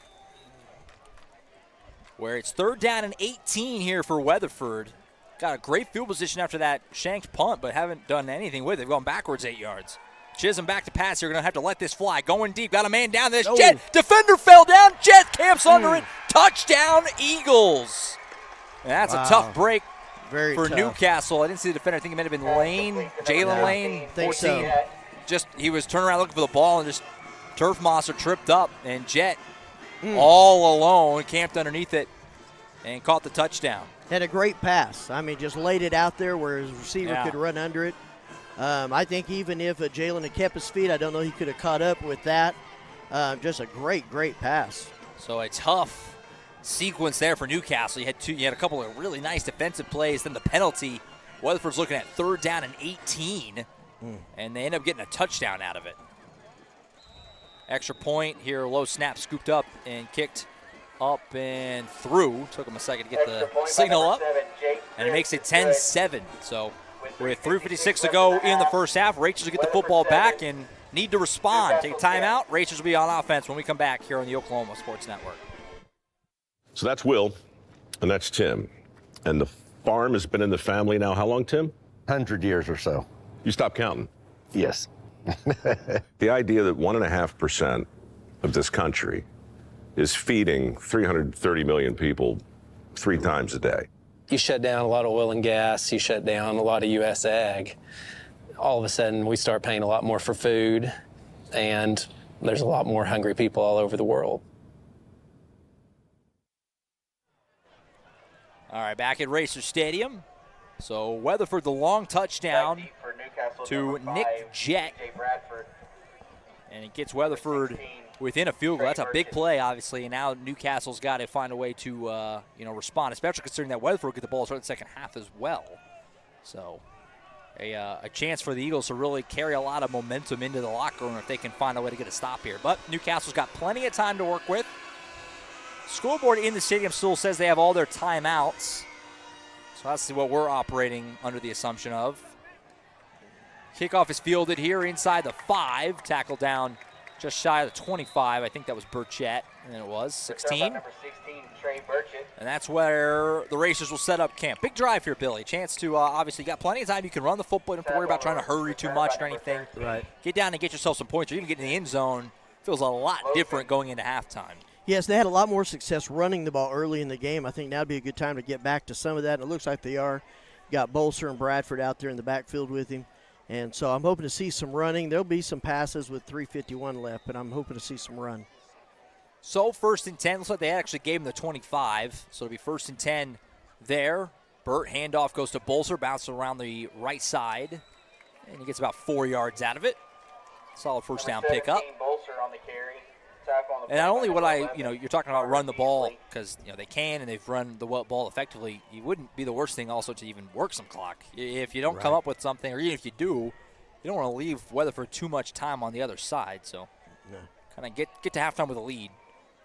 This one will go to Bradford. Does a good job cutting back. He got some room. Takes off up the right side. T.J. Bradford, watch him move.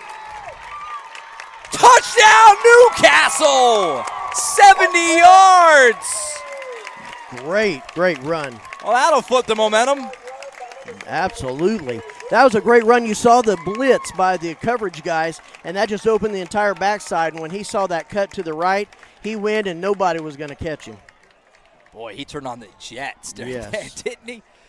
He got around that right side. There was a couple Eagles that were kind of lock and step with them, and they just left him in the dust. Oh, kept running. He never slowed down. Never got tired, it looked like. T.J. Bradford. We talked about it earlier. A really good freshman season for him. Obviously, expectations are really high for what his whole career, but obviously year 2, and what a way to kick off his season. Spot down, extra point is up, and booted through for Batchelder. He's 3 for 3 on kicks.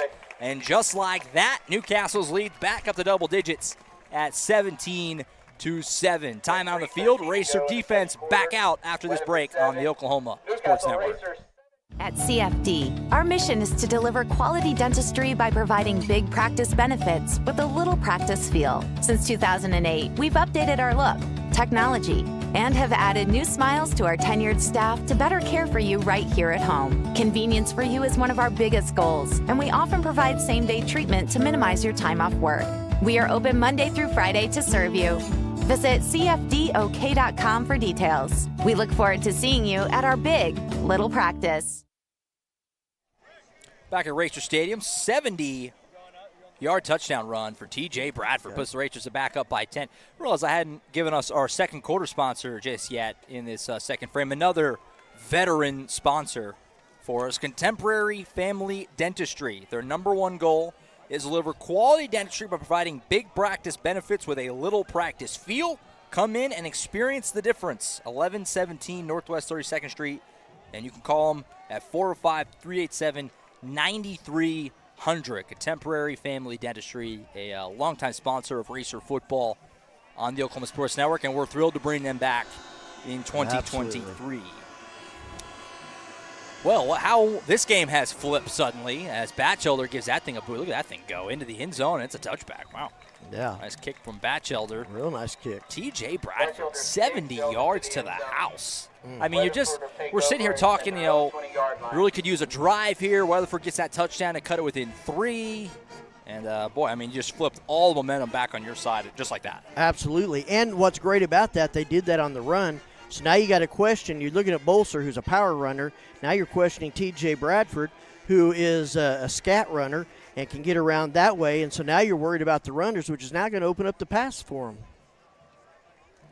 So now can Newcastle top it all off with a stop here? Because here's the deal, and if you want to be pessimist, I guess, right now, Weatherford gets the ball to start the second half, and they got time. So if they go down, find a way to get points, they get the ball right away. This league can go away quickly if you don't play some defense. Racer defense has done a lot of nice things in this first half. So we'll see what they can do here. 1st and 10 on the 20. After the touchback, Chisholm will pass. Got a man. It's caught just shy of the 40. That's Brody Willis, another one of these juniors. Weatherford's got a lot of juniors. Yeah, that's a good play. Good call. Heskew's watching the back, now make sure he doesn't get behind him. But it was right there when he caught it, took a step, and pinned him right there. Good solid throw from Chisholm. First a quarter or so, it seemed like the Racers had Chisholm with some happy feet. Seems like he's settling in a little bit more in this second quarter, had a few nice throws. He is. So the first down and 10 up to the 37. Handoff will go here. This is Blackman. Bounce to the left side. He's got room. Ooh. And a nice hit there by Heskew. Limits what looked like was maybe going to be a really big play. Yeah, that was that speed I was telling you about with Heskew. He's just it's almost like that Roy Williams defensive back guy. He comes up with a pop. So that was a great play by him getting up there. Good blocking, by the way, too. They got back to the linebackers. Yeah, that was a lot of room there. For a moment, that was going to be a really big play. Nice tackle by Heskew to cut that out. 5 wide set here for Weatherford. No running back. Chisholm will drop back to throw. He's going to fire a quick one. Underneath pass is caught. Breaking a tackle, getting up the sideline here inside the 40. This is Jett. And he's down to the 30. Nick Jett proven to be a little bit of a scourge here for the Racers defensively. He's had a few nice plays, and the Eagles are now on the move. He has had a great game. Great game. You know, we talked a little bit about him, you know, at the first, but he's having a great game here, even better than his counterpart. Right. 1st and 10 now up to the 31, it looks like, as Weatherford putting together another nice drive after they scored for the first time on the season in their last set. Chisholm back to pass again. He's going to take off up the middle. He's got some room here to the left, inside the 25, lower a shoulder, and be out near the sticks. He's going to be short of the marker, but not by a lot. And sets up a 2nd down and call it a short 2. Yeah, I think there's a little emotion in that run. Yeah. I think he lowered that shoulder to let them know, hey, we're still here. You can tell Weatherford just offensively is, you know, they got some momentum now. Like they feel like they're finding their footing a little bit. Chisholm with some nice runs and some nice throws. His confidence is apparent, you know, in these last couple of drives. They're Weatherford. You still have to pick and choose who you're going to cover and who you're going to stop. 2nd down and 2, just on the outskirts of the red zone. Low snap, Chisholm will have it. Fires. There's big C.J. Nixon for the first time. They'll wrap him up around the legs and knock him out of bounds at the 13. But nevertheless, Weatherford continuing to march down the field and into the Trinity Restoration red zone. Well, I tell you what, I've been waiting for him to get in this game. You know, he could do that all day long, and I really wonder how many guys could tackle him one-on-one. Look at how imposing he is. I mean, his size is nothing to scoff at. C.J. Nixon, 6'5", 225. But he's not only been quiet offensively, we haven't called his name defensively either, and that's really what he's more known for is his defensive prowess.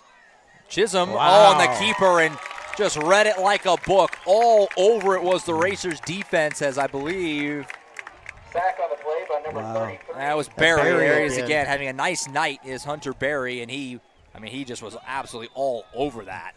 Buried Chisholm in the backfield for a big loss. And now the Eagles are going to take another timeout. Should be their final. That's their final timeout, actually. We had them having 2 left, but they did take one earlier. So they've used all their timeouts now. $1:38. We'll go ahead and stick here through the break, Billy. Obviously a big sequence right here. It goes without saying, but Weatherford, I mean, we already have seen that their field goal kicking, it was just 1 kick, but missed it, so it's not overly reliable. If Newcastle can find a way and you have an opening now, it's going to be 2nd down and about 15 or so. Find a way to get a stop, force a kick. You can really take a lot of momentum with you into halftime. Well, I'll tell you what, a 10-point lead going into halftime looks so much better than a 3-point lead. Even a 7-point lead looks better. Well, especially going considering into that halftime. Weatherford gets the ball to start the second Exactly. half. Yeah, right. And so I think that is something that they're really talking to it. I know Coach Bradshaw down there is really putting it in their ears about that. Let's hold them down, because if we can hold them, don't let them score, go in with 10, then we got a game to come out to the second half too and just keep on them. Stick with us at halftime, by the way. Billy and I will give our thoughts on the first half here before we step aside, but then during half you can watch the Newcastle band obviously perform here at Racer Stadium. We'll leave the stream up, and obviously you'll be able to hear and watch that on Oklahoma Sports Network, and then we'll rejoin you, of course, to give a few scores and get ready for the second half. So stick with us through the halftime, watch the Racer band perform here in Newcastle. 2nd and 17, he'll fire a pass here, and it's caught. Short of the mark, that's Scammahorn again. He's inside the 10, though. Big pickup for Weatherford. Now you're looking at a 3rd down and call it 3. So about a 15 or 14-yard pickup or so on that. That's a good play. When you're down this close to the end zone, you can't play prevent. It looked like they were just making sure. They're kind of playing soft, yeah. Right, and so you got to get right up on them, especially big number 88. This is an area where he can go up high and catch it. So 3rd down, they can get a 1st down. It's 3rd and 3. They can get to about the 3-yard lines where the stick is. Chisholm back to pass, pressure in his face. That was Taj Smith. He had to throw it away. Big Taj Smith came screaming in, and Chisholm just had to get rid of it. And now you got 4th down, and now you really got a tough decision if you're Coach Roof. No, Chisholm was watching just a horror movie right there. It was face-to-face with him, basically. Yeah, he threw it. He threw it to just the goalpost. That's all he could see. So it looks like Weatherford is going to try and kick it.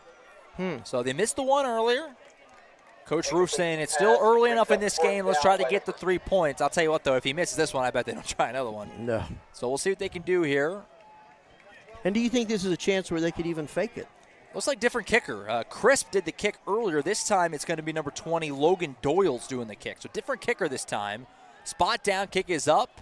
I think he missed that to the right. We'll wait and see here. He did. He missed it wide right. So they missed it the other way. Oh, man. Wow, 2 missed kicks for Weatherford in this first half. That is just a backbreaker if you're Coach Roof. I mean, if you make those, it's a 4-point game. That's a huge difference from where we stand now. So Racers have played good defense, but they've also dodged a couple bullets with a couple of missed field goals. Well, and you spoke well to it and preached it. Man, we are so blessed to have Toby Batchelder. Yeah, right. Who can kick. I was talking to him earlier in some practice. I asked him what's the farthest he consistently kicked, about 5. He said he can kick it from the 35-yard line and make about 5 in a row. So he's really a great kicker, and we forget sometimes how fortunate we are. Right. So only 51 seconds to play in this first half. And Newcastle gets the ball back on their own 8-yard line. I can't imagine you're too aggressive here. You're on your own 8. Weatherford's got no timeout, so if you just run the ball a couple times, you'll get to halftime. But we'll see. Yeah. Maybe you could get a little froggy, maybe do a play action and try to catch him napping or something. We'll see. Well, and you got Jet back here about 15, 16 yards away from the scrimmage, the line of scrimmage, so they're not going to get too aggressive, it looks like. Handoff goes to Bolser. He'll spin it and get down just past the 10-yard line. Make sure to hold on to the football. They have to snap it one more time at least. It looks like a racer slow to get up there. That is Bolser. A little bit of a hitch in his giddy up. It's like Racers took a timeout there. Timeout on the field, timeout Newcastle. It's kind of a surprise. Yeah, not really sure by that one. I guess maybe trying to, I don't know. But I don't know. What I love is maybe they're looking at, 90 yards and going, nah, we can score. You've done so. You just had Bradford hang 70 in one play, so that's right. Why not? So, but a fun start to this one. Fun start to our season. Newcastle 17-7 in the lead. Have done a lot of really nice things.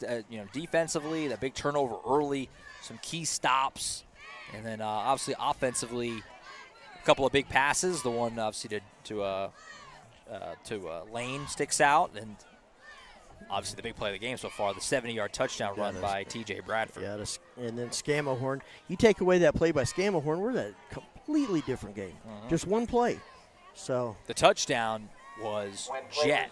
Right. Scammahorn had Jet. That's right. Scammahorn, though, had those 2 really big conversions earlier, too. That's my bad. You're right. Both guys have been kind of a thorn in the Racers' side a little bit, kind of the one thing that's really consistently worked somewhat. I say consistently, Yeah.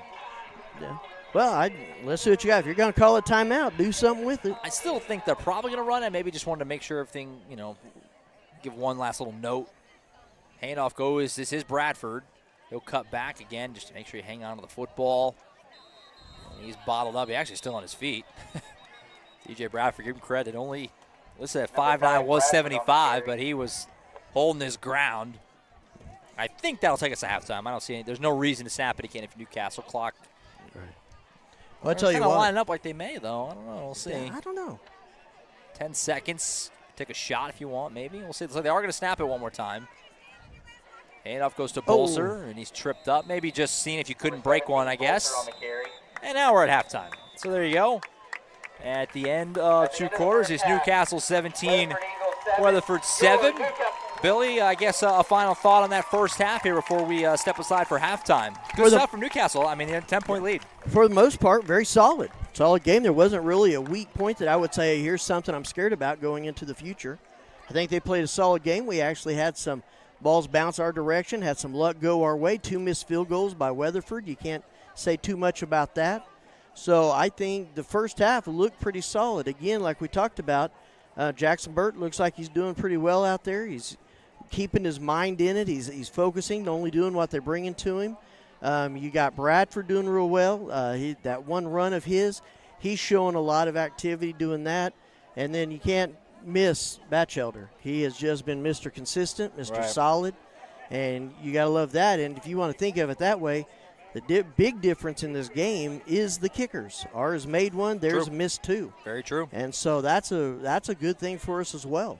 So an entertaining first half, and Newcastle in good shape. They lead at 17-7 at the end of 2 quarters. Like we said, we're not going to go anywhere as far as the stream goes. Billy and I are going to step aside. We're going to let the Palm and band and all that stuff do their thing. We're going to leave the stream up for you so you can certainly watch how all that goes. And we'll be back with you in about 20 minutes or so. We'll also put the clock up for you so you can see the clock. And we'll be back in about 20 minutes for the second half here from Racer Stadium. Newcastle 17, Weatherford 7 on the Oklahoma Sports Network.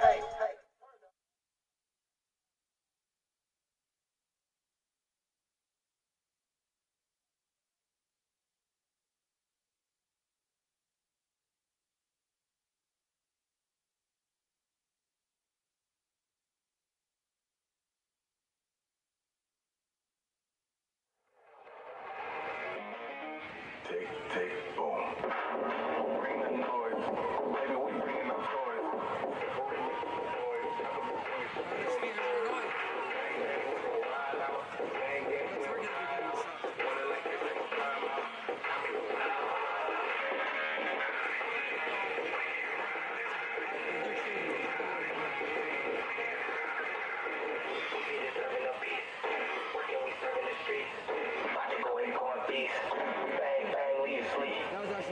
Take, boom.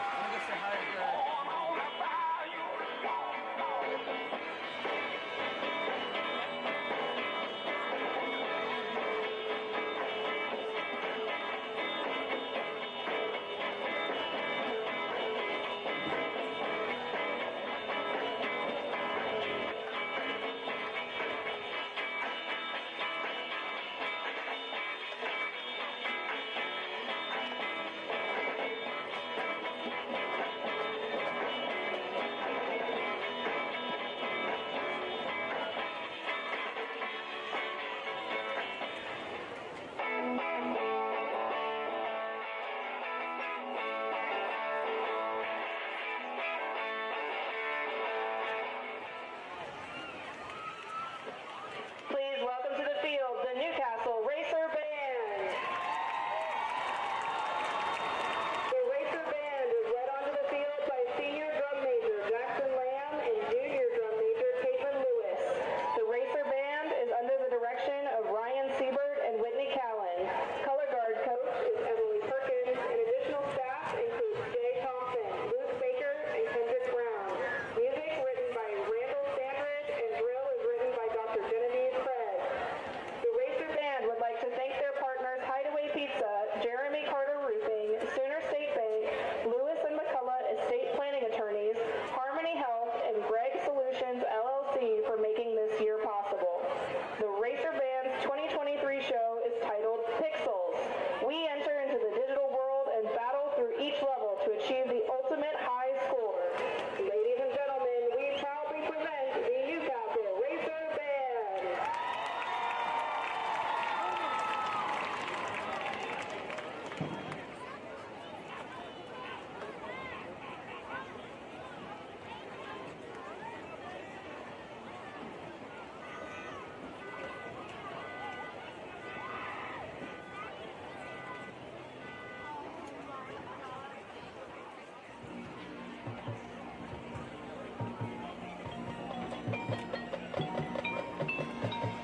Ready, player one.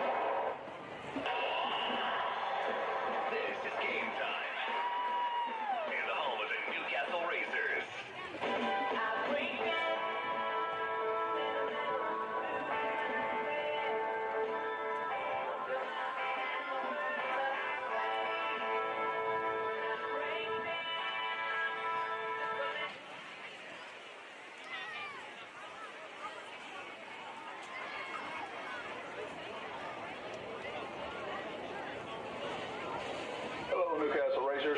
Auto Solutions is a proud sponsor of the Newcastle Athletics and members of this community. We are striving to make change by challenging everyone to find ways to positively impact others within this community, to perform selfless acts of kindness, to encourage those that need to be lifted up. We want this community known for its generosity and its willingness to empower those around them. What are you doing to make a positive impact? Come on, Newcastle, be the positive. Whether you're suffering from a strain, tear, or break, the pros at Ortho Central will get you back in the game. They're committed to making your life better and can evaluate and treat a wide range of orthopedic injuries. Ortho Central, with 3 convenient locations in Norman, Midwest City, and Newcastle.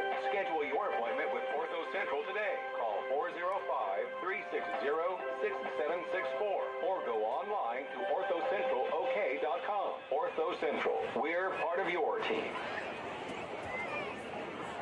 For home, auto, health, or business insurance, visit the agents at Tri-City Agency AAA. One local agency for all of your insurance needs. With multiple companies under the AAA umbrella, it's as easy as one call, 3 quotes. Feel free to call or text Tri-City Agency AAA at 405-387-2318 or stop in and say hi at 216 North Main Street in Newcastle, across the street from the high school. Tri-City Agency AAA. One call, 3 quotes. Join us at Luigi's Bistro after the game tonight for your favorite pasta, pizza, or burger. We have something for everyone. Made from scratch from our family to yours. Enter as friends, leave as family. Go Racers! At Norman Regional Heart and Vascular Associates, we know Friday nights aren't for the faint of heart, so we offer comprehensive cardiac care close to home. Norman Regional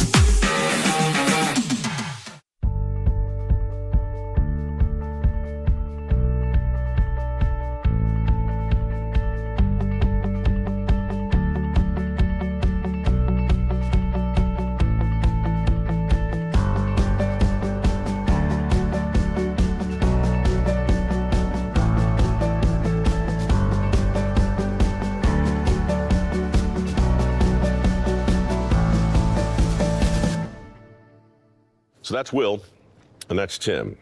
And the farm has been in the family now how long, Tim? 100 years or so. You stopped counting? Yes. The idea that 1.5% of this country is feeding 330 million people 3 times a day. You shut down a lot of oil and gas, you shut down a lot of U.S. ag. All of a sudden, we start paying a lot more for food, and there's a lot more hungry people all over the world. College is more than just going to class. College is a journey. It's meeting new people and making new friendships that will last a lifetime. It's learning from professors who care about you and your success. And finding out it can be really fun and rewarding. It's discovering that thing you want to do for the rest of your life. Cameron University is all about helping you grow and succeed. Because your success is our success. All right, back at Racer Stadium, Josh Calloway, Billy Collier, Carson Wade on the production, Uriah Martinez up top working the camera. Good first half for Newcastle. They're ahead 17-7. We're just about ready to get the second half started here. Give you a few scores here while we wait to get the second half started. In 6A1, this one caught my eye, kind of perusing. Edmond Santa Fe leading Jinx right now, 20-13. That would be a stunner, especially after what Union did to Westmore last night. It's just kind of one of those things like East is just always going to dominate West, but right now, I mean, you still have to go, but Edmond Santa Fe leading over Jinx right now. Deer Creek and Edmond North are playing. Edmond North leads that one 7-0. On the Oklahoma Sports Network, Muskogee on top of Enid, 21-14. That's a good one of note. In 4A, which is obviously our class, not a whole lot of games of super big relevance for Newcastle fans. There are a couple. Tuttle is all over Cache, 41-0 right now. Bridge Creek, we'll see them later this year. They're beating Lexington 35-zip at the moment. Clinton, who played Newcastle in the scrimmage last week, in a 0-0 tie with Kingfisher at last check.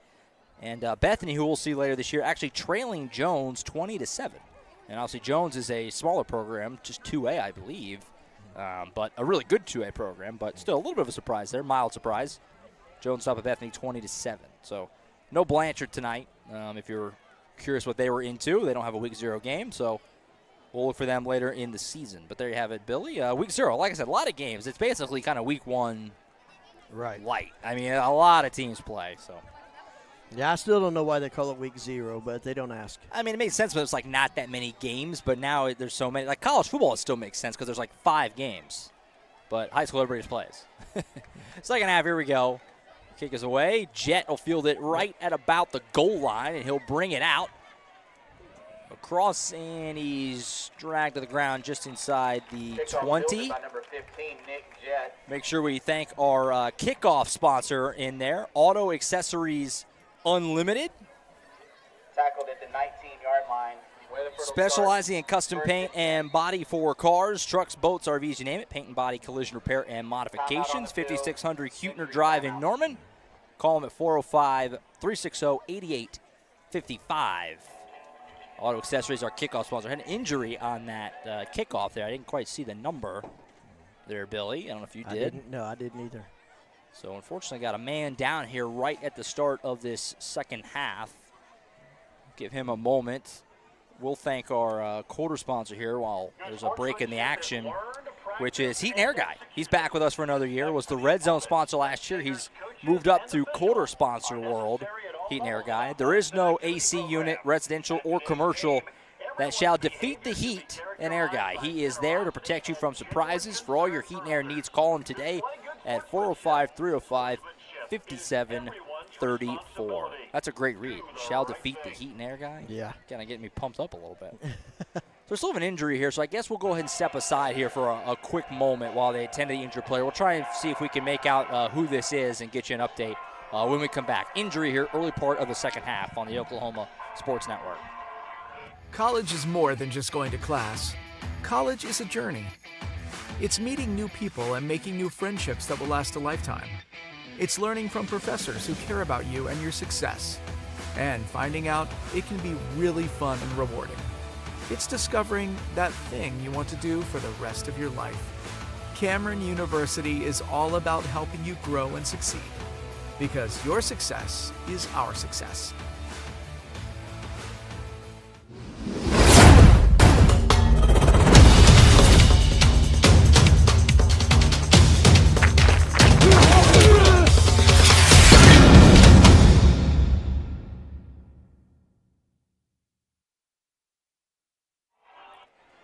Back at Racer Stadium, injured party there for Newcastle was the youngster Jordan Lane, who's having a great first game.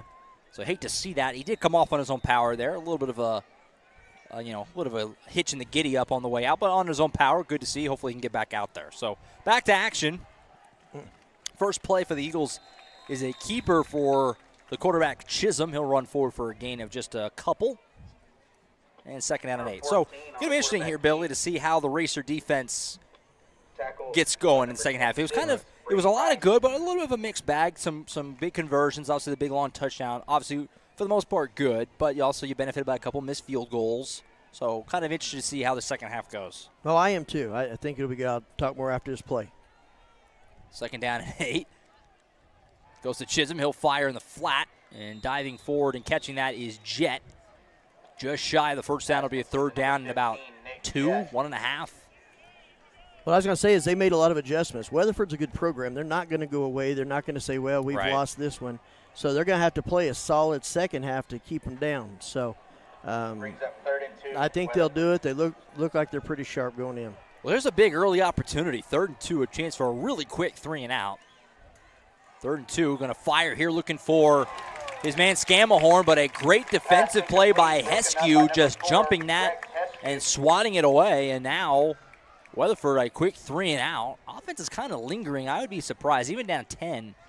Still a lot of time left in this game to be going for this deep in your own end, but I agree. Weatherford offense is staying out there. This is a gutsy decision by Coach Roof. Looks like they're just going to man up and run, so it looks like. 4th and 2.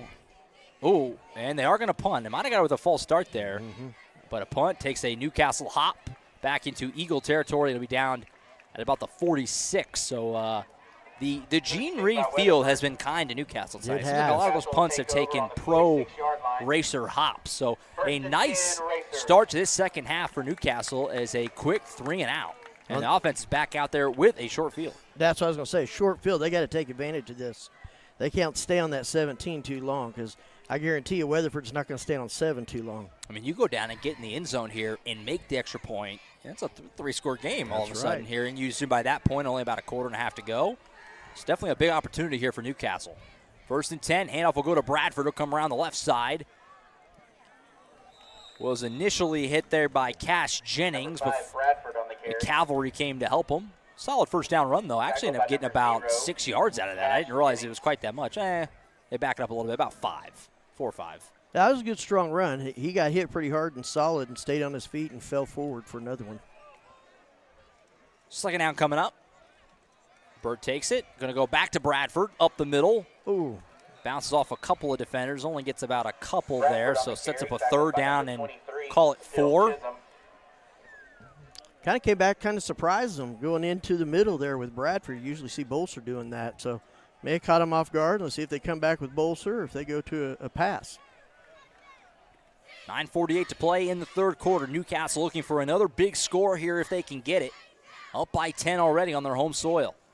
Burt back to pass on 3rd down. Pressure in his face will go to his left. He's going to fire deep. He's got Heskew down there. But a pass breakup with his back there by Eagles' Austin Shields. Kind of blocked his own guy from maybe an interception as Nick Jett was reading that pretty well. And now you got 4th down. Now this would make sense to go forward, I think, if you're Newcastle. You're on about the 40-yard line. It's only 4th and 4, right? I mean, well, and the ball keeps bouncing their way, and it looks like the football gods are speaking to them. So. It's tempting to try and punt and pin them deep, but I guess I'm good either way here. They are going to go. Handoff, Bolster up the middle, pushing forward, breaking tackles. Ooh, it's going to be close. Oh, boy, it's going to be close. Boy, I'll tell you what, though, either way, a great job by Bolster to even make it close. He was hit a couple yards shy, and it looked like he was going to be held short, but he did a good job breaking through. And I think it's just going to depend when the whistle went off. Boy, I can't tell you. The official here on the near side is standing like right about the 36.5, which is basically right where the marker is. They're going to measure it. Yeah. You got the Newcastle coaches yelling 1st down. It's close enough. You got the Weatherford coaches yelling ball the other direction. So I think it's just going to where they put it. It's so close. So they're going to bring this out and measure. I mean, right now, look where that ball is. It's like just shy of the 36. That's right where the marker was. So it'll just simply come down to and hats off on that line. You saw big number 77 walking over here to this huddle. They were hit, and they moved that defense for him. Comes down. Boy, that's so close. And they're going to say he's short. Wow. So the Eagles stand up and get a huge stop. I mean, you're talking by about a link or two on the chain. I can't even, I mean, we're obviously a little far away from the field, a little elevated. I can't even, with my own naked eye, I couldn't even tell. I was couldn't either. waiting for a signal. Well, that was in the shadow of the refs. That's how close it was, as you can tell if it was there or not in the shadow of the refs. So by, again, a link or two on the chain, the Eagles stand up and get a big stop.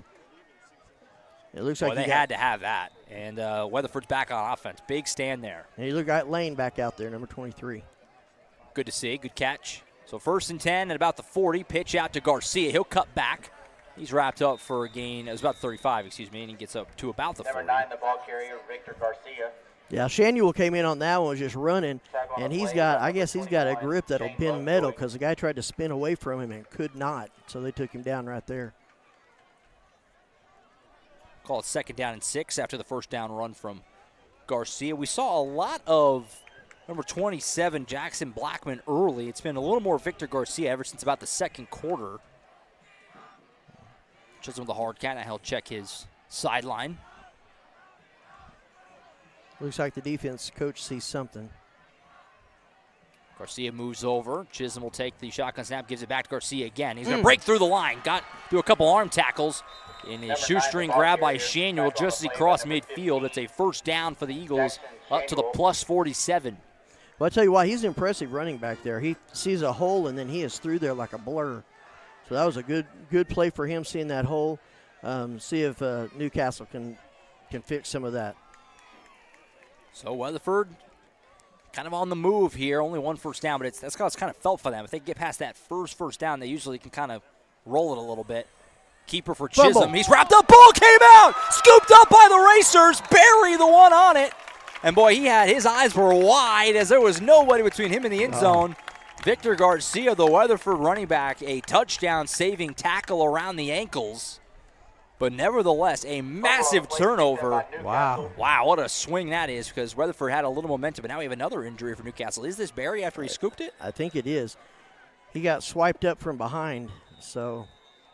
Maybe landed a little awkwardly. Hunter Barry having a really big game. Great game. Yeah. So, obviously, hate to see this anyway, but especially a kid who's having a big night to start his season. So, they're going to tend to Hunter Barry, but a massive turnover, and the Racers are set up here to try and flip things really in their favor. We'll see what happens. We'll get an update on Barry after this break here. 8:20 to play in the 3rd. Newcastle in front, 17-7 on the Oklahoma Sports Network.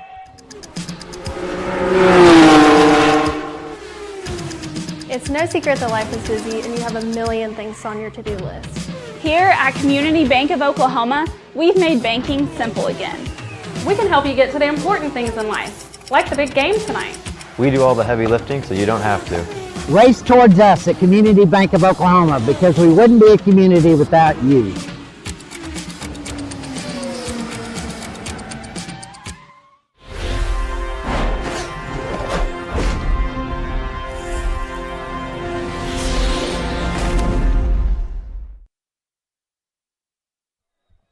All right, back at Racer Stadium, Hunter Barry able to come off under his own power. Good to see. Kind of like we said earlier with Lane, a little bit of a hobble, but not too bad. So hopefully nothing serious there. But nevertheless, a huge turnover, and the Racers just look like Weatherford maybe was kind of getting some things going. Get the ball back, and they're at the Weatherford 34-yard line. Man in motion is Bradford, and he'll get the ball in the flat. Bradford up the left side, breaks one tackle, and he's going to be wrapped up and put in the ground by big C.J. Nixon. But we're going to have a flag here coming in at the tail end of the play. Yeah, Let's see what the call is here. Newcastle's all Our producer, pointing. Carson Wade, is telling me it's a face mask. We'll see if he's right. They're all pointing to the white, so. Was it on the broken tackle? Carson, you're saying on the broken tackle? Because it looks like Nixon just wrapped him up around the waist. Yep, you're on it. Personal foul. 1 for 1 on Carson Wade calling it. And so that's a big call. Obviously, a personal foul is going to get Newcastle up, I think, into the red zone here if it all measures out. I guess it depends on where the spot of the penalty came. And they're in, so go ahead and pump the red zone sponsor, which is Trinity Restoration. I almost want to say heat and air guy. I got to kick that habit. 17-yard line. Trinity Restoration red zone. So shout out to them getting some work tonight. Newcastle's knocking on the door. So 1st and 10 at the 17. Fake the handoff. Burt rolls out to his right. Got Bolzer right in front of him. He's going to hold on to it, though, and cut back and keep it. Breaks off a tackle. Oh, my gosh. Jackson Burt runs over a man inside the 10. We have flags everywhere on that play. I don't know. Well, what usually happens when they cut directions and go back is when the defender starts to pull away from the offensive blocker, that's when you got snags and pulls on the jersey. Either we had multiple flags or something was obvious because there's multiple yellow hankies on the field, and it's going to go against Newcastle. I tell you what, Burt went down real well because number 88 just was steaming right at him. So good how he lowered his shoulder into the one guy, but then went down when he saw big number 88. And Jackson Burt, quarterback, he's a big kid. He's a big fella. Listed at 6'3", 205, Jackson Burt. So he did some nice things there, but no dice. And we actually have Jackson Shanuel in a quarterback here for this next play. This is something we saw a few times last year as well. And he's going to keep it. And he's wrapped up. Nice job by the Eagles' Cutler Rollins, another cool name, junior, because Shanuel kind of got by him. It was all hands, just held on for dear life. Waited for his buddies to come meet him and put down the big Jackson Shanuel. So a no gain there. It's going to be 2nd down and a lot. That was really smart play there by Rollins, too. He didn't try to do anything. He didn't get outside himself. He just stood there and waited for the play to come to him. Shanuel handoff here. Slipping forward for a gain of about 5. Didn't quite see who the ball carrier was there. Jackson Burt, the ball carrier. I said Burt was the ball carrier. I believe it's Trey Burchett. Burchett, 16. Yeah, that makes more sense. Number 88, C.J. Nixon on the tackle. So, 3rd down and 15, call it here. Burt back in at quarterback.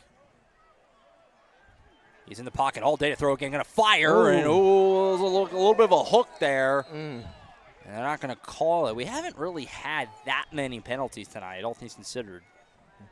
Yeah, it looks like a conversation there with coach and ref. Yeah, Newcastle sideline certainly wanted it. And now you're kind of in that real no man's land. It's 4th and 15, but you only have the ball at the 22.5. False start, Newcastle. Oh, false start. I didn't even see that. Okay. I didn't either.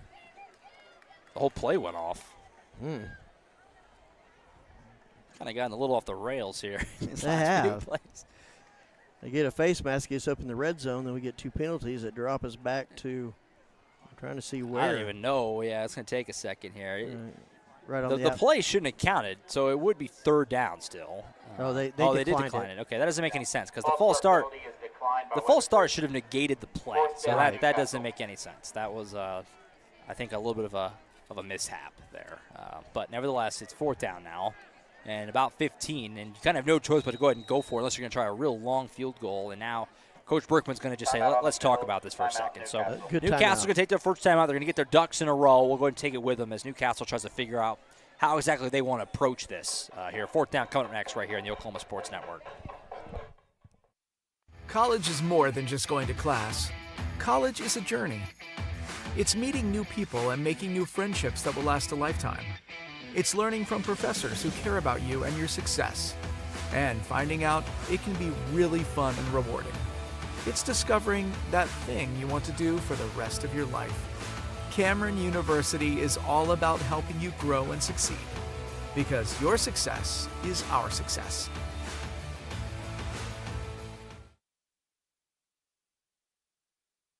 When it comes to your home, you need someone that you can trust to keep it safe and protected for you and your family.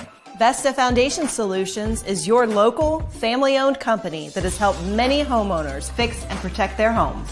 Our engineered solutions can take care of all of your foundation repair, basement waterproofing, concrete leveling, and dirt crawl space repair needs. We take pride in getting the job done right, and you'll always be protected with up to a 75-year warranty. Contact us today for a free estimate.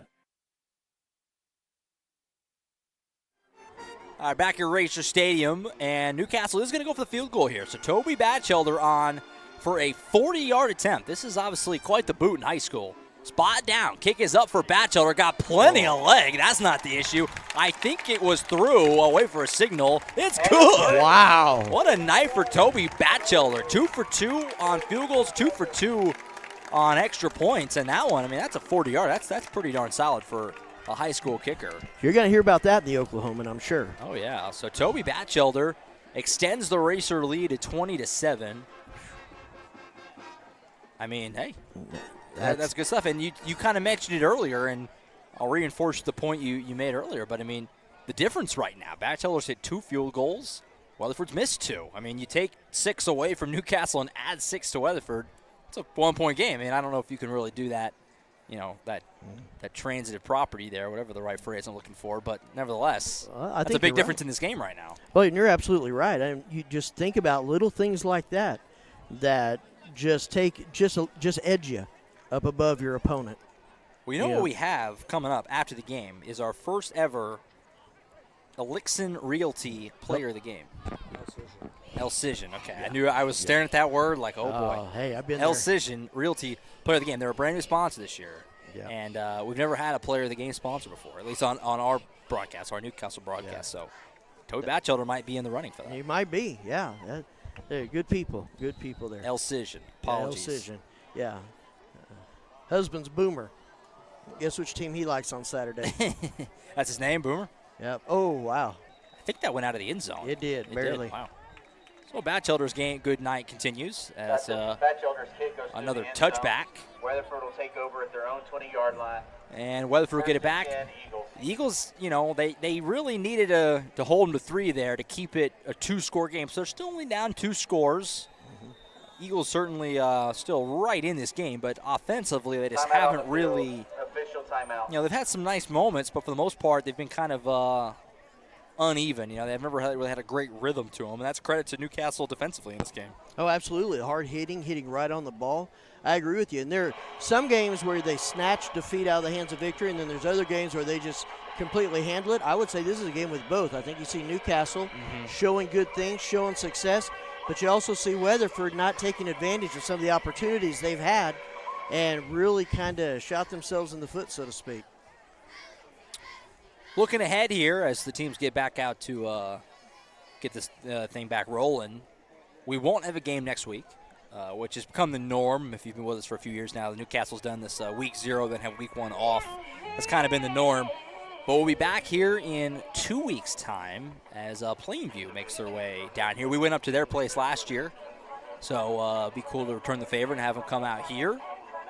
So we'll see Plainview make the trip. We'll be back, I would say same time, but you presume it'll be back to a 7 o'clock kick. I guess we'll have to wait and see what the temps are. Back to action here. Weatherford with it. Chisholm going to fire over the middle. Got a man, and he missed him. Boy, Chisholm had his wide receiver streaking over the middle of the field wide open. That's Brody Willis. And Chisholm just missed him. There was a lot of green in front of him, too. I'm not sure. That was a big play missed. Not sure Heskew could have got over to stop that.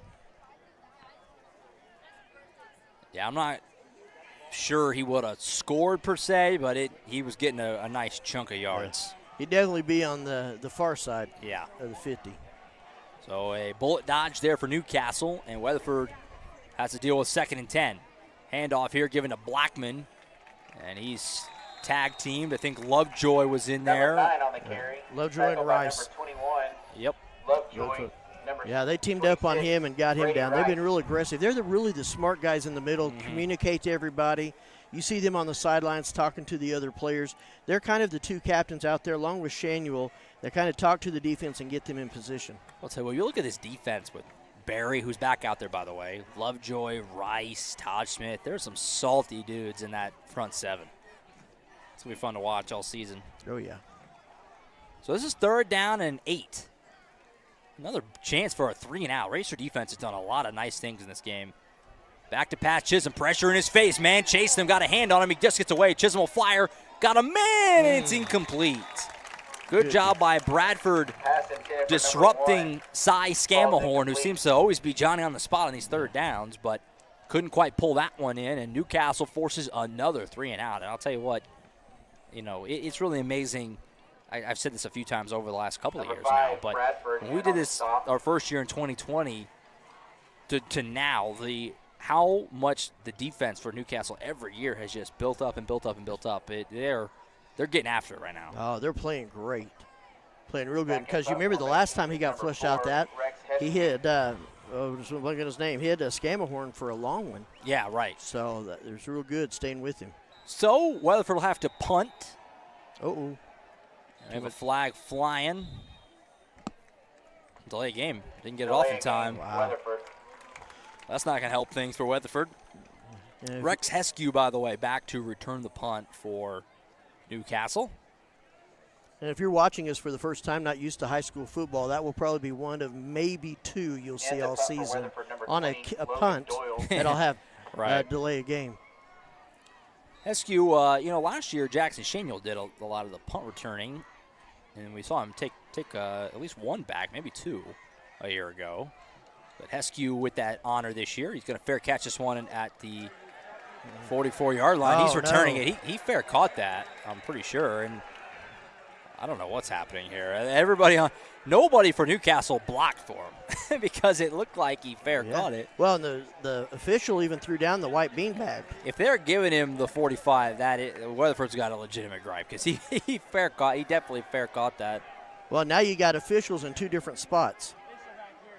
So they're trying to figure out. You can see Newcastle. The ball is marked as if he returned it, which is, I think anybody would tell you Newcastle got away with one there if that's the way this goes.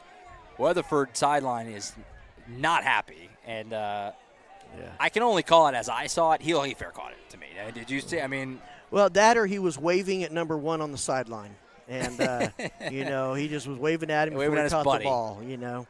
No, I would say the official. You're right. Threw down the beanbag to mark. This is where he fair caught it.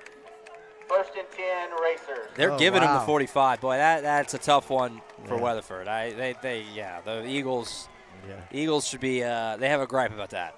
Yeah, you see a lot of people in white and maroon not real happy with the call. Of course. I mean, the biggest tell of all is that did anybody block for Heskew? I don't think a single guy blocked for him. He returned that 10 yards with literally all 11 Weatherford guys chasing him and not a single blocker because everybody on Newcastle stopped when he caught it. Well, it seems like half the officials in Heskew were the only ones that knew he was still going. They're still talking about it. They may still overrule this. The official right behind him threw the beanbag down. I don't know how he's not overruling everybody saying, no, he definitely fair caught it. Yeah, they just threw a flag. Well, now they just signaled delay a game. I don't even know what that means. And Coach Brickman's wanting an explanation for that. I don't know. I don't know what just happened. That's even further back than where the fair catch was. I wonder if they're saying that he fair caught it and then ran. So that's a penalty? That's a penalty. Newcastle 41-yard line. I can see that, I guess. The good thing is it's 1st and 10, not 1st and 112. That was a messy sequence, not the best for the Zebras there. So, okay, whatever. After all that, Newcastle's got it on their own 41. 5:32 to go in the third. Burt fakes the handoff. He'll keep it himself right up the middle. Jackson Burt. Oh, boy, for just a moment. Looked like he might be about to break that one real big. Instead, he'll settle for about a 6-yard pickup. So that's a 2nd down and 4. And at this point in the game, 5:20 to go in the third. You're looking at a touchdown here to get you up by 20 points or so. Not game over by any means. After all, we did do that cash game in 2020 that we reference all the time.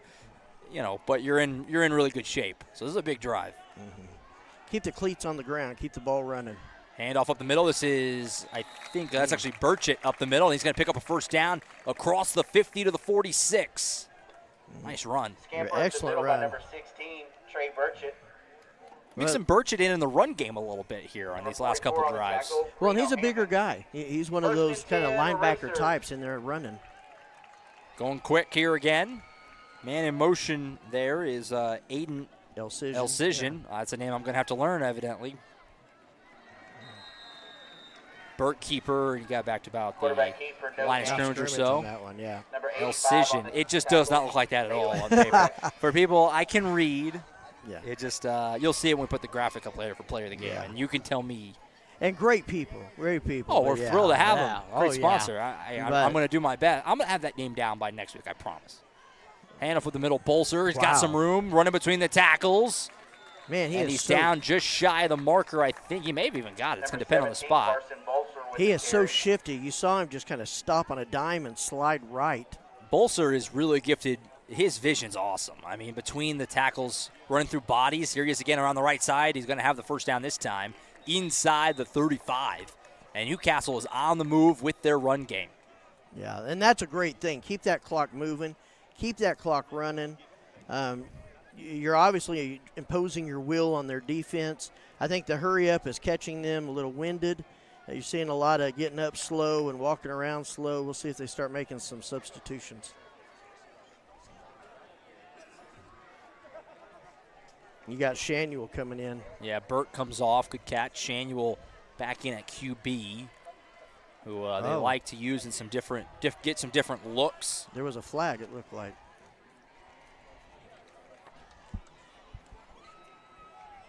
I didn't see. I never saw one come out. You're right. There is one on that far side. Sure enough, right about the 37-yard line, up against the sideline there. Oh, so it goes against Weatherford. He accidentally pointed towards Newcastle. Yeah, it's gonna. Yeah, you're right. It's gonna mark off even more yards. And now Newcastle's inside the 30. They're at about the 29 now. This game has gotten real weird in the last. And real slow. There's been a lot of conversations. All right, so we're back to it. 1st and 10 for Newcastle at the 29. Marching down the field with the run game right now. They're going to keep after. This is Shanuel on the keeper. He'll get a couple. Boy, did you see that big block at the end? Yes. That was Maddox Birdsong. Yeah.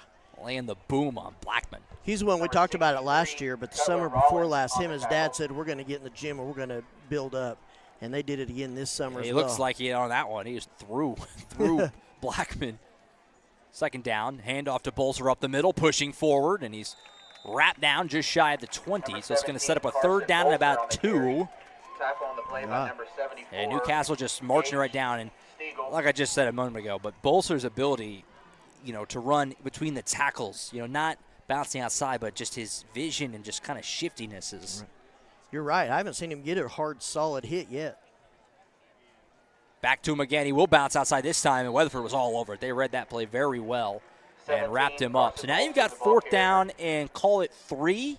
Number 20 on the tackle. So we just saw Batchelor hit one from basically this distance a little bit ago.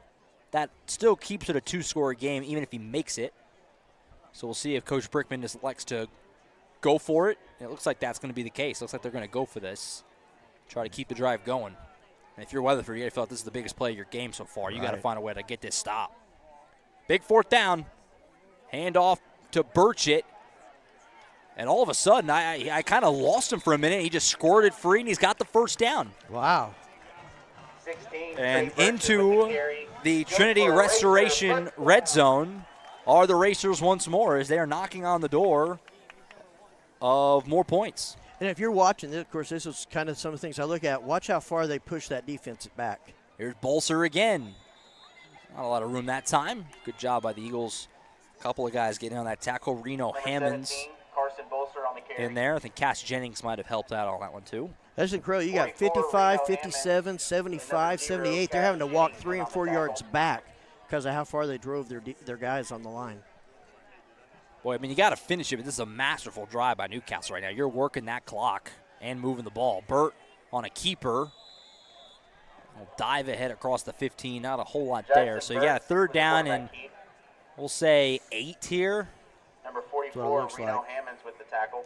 And if you're Weatherford, I mean, you have got to find a way to keep Newcastle out of the end zone. I mean, time is starting to become a little bit of a factor. We're not even in the 4th quarter yet, but you go down 3 scores.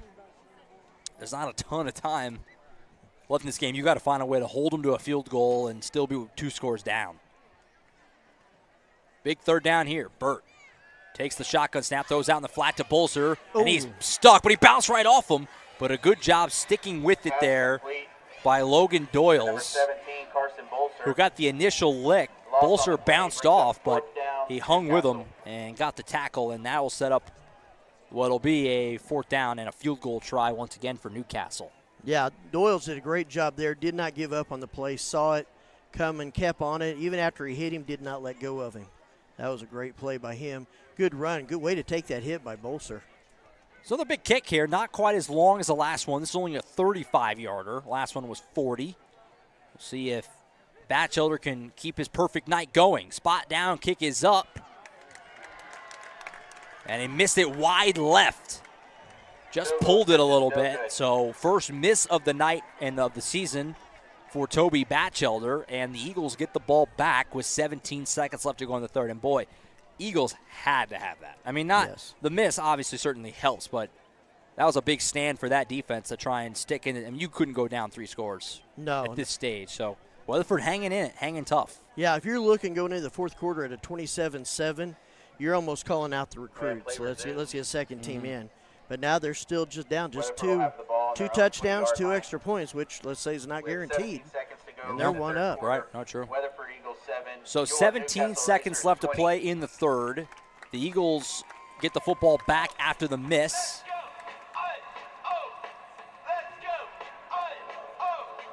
And like I said, we're not even in the fourth quarter just yet. We will be after one more play probably, but time is, if you're Weatherford, you got to be aware of it. You don't have to rush or anything just yet, but you don't have a ton of possessions left in this game either. You can't really squander too many more. 1st and 10 for Chisholm. He'll fire over the middle, looking for Nixon. It's off the fingertips and incomplete. He had Nixon, didn't have a ton of room, but pass a little high, just off the fingertips there of big C.J. Nixon. Yeah, you saw he was in between 4 black jerseys, but I bet he wishes he could have that one back. Yeah. Nixon probably tell you he should have caught it. I mean, he had his hands on it, was high. But if Chisholm just gets that a little bit lower, that's a definite catch and first down. 2nd down and 10. Underneath pass here, caught about the 25 for a short pickup. That was a great job. No yards after catch and kept him in bounds. That's the end of the third. Catch was made there by Brody Willis, and like you said, that'll end the third quarter. So Newcastle is 12 minutes away from a big season-opening win, but they still got some work to do. Fourth quarter on deck. Don't go anywhere. Fun finish on the way on the Oklahoma Sports Network. At CFD, our mission is to deliver quality dentistry by providing big practice benefits with a little practice feel. Since 2008, we've updated our look, technology, and have added new smiles to our tenured staff to better care for you right here at home. Convenience for you is one of our biggest goals, and we often provide same-day treatment to minimize your time off work. We are open Monday through Friday to serve you. Visit cfdok.com for details. We look forward to seeing you at our big little practice.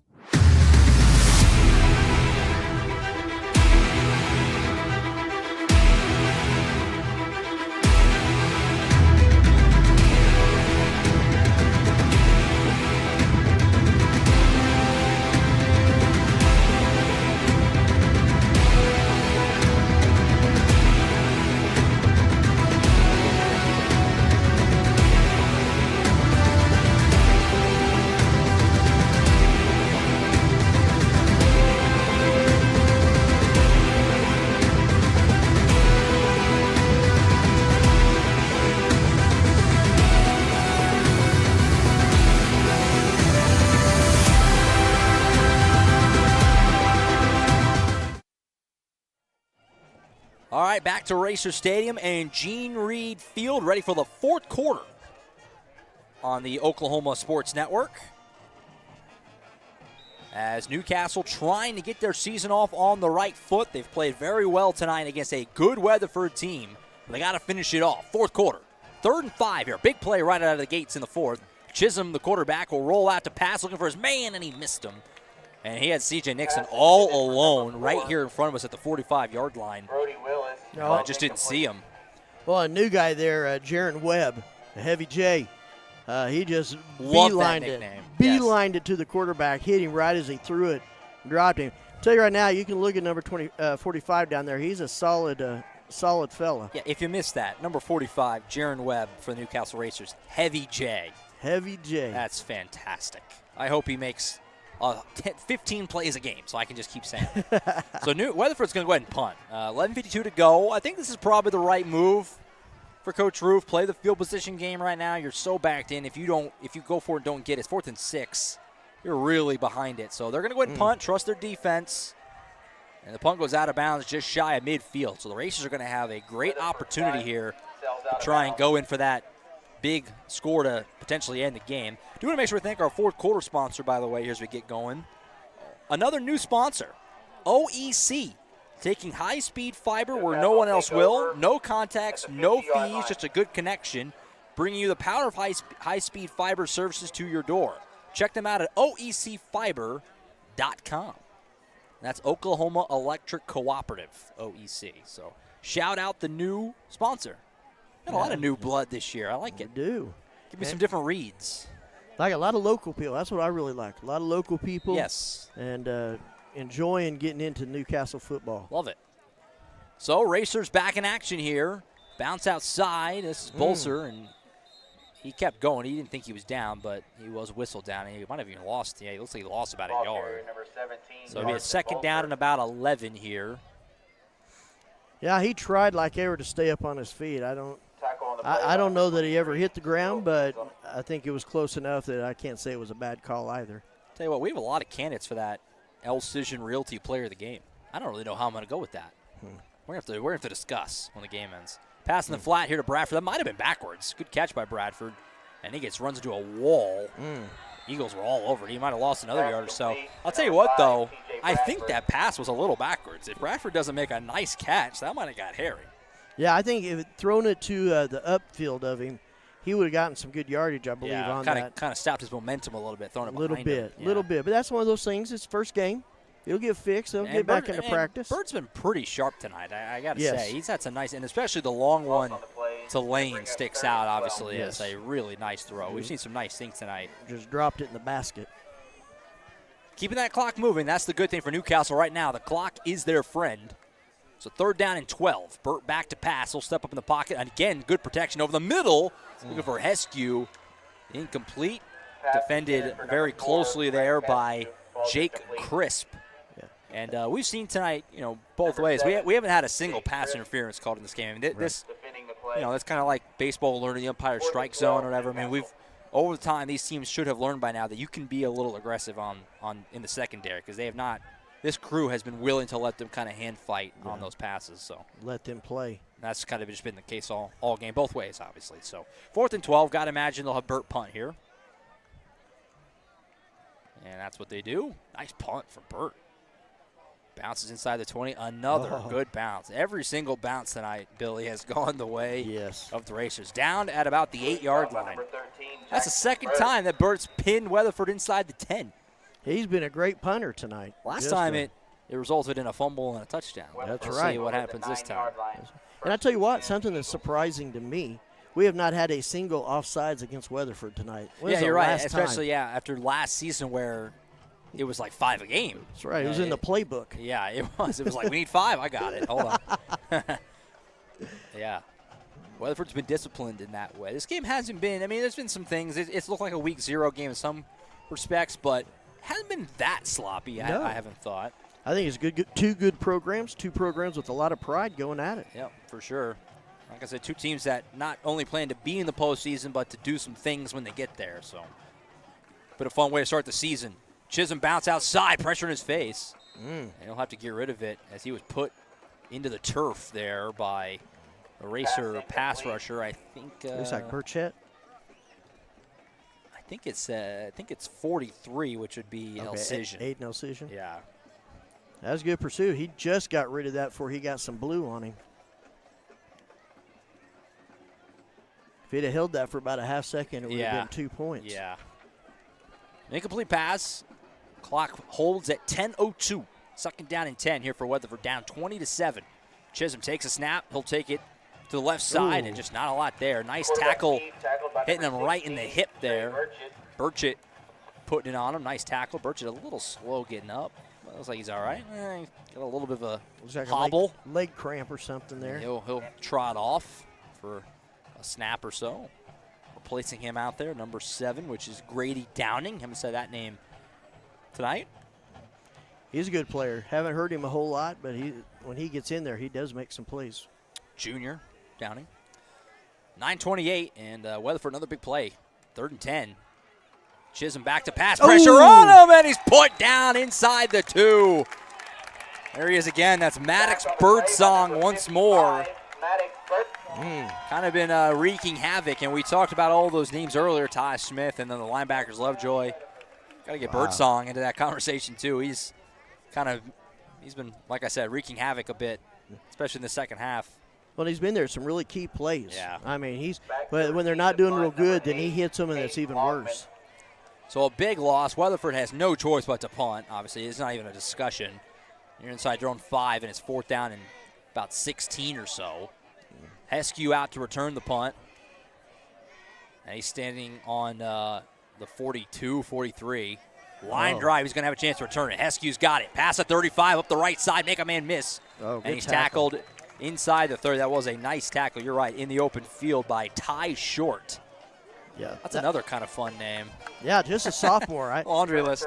I think if you're with Weatherford, you're going to hear that name for a while. That was great technique, great speed. Just brought him down right there. And now with 8:30 to go, and you're inside the 30-yard line, if you're racers, you got to be smelling blood here. I mean, you got to be thinking this is our chance to go put this thing on ice. Because a touchdown here, and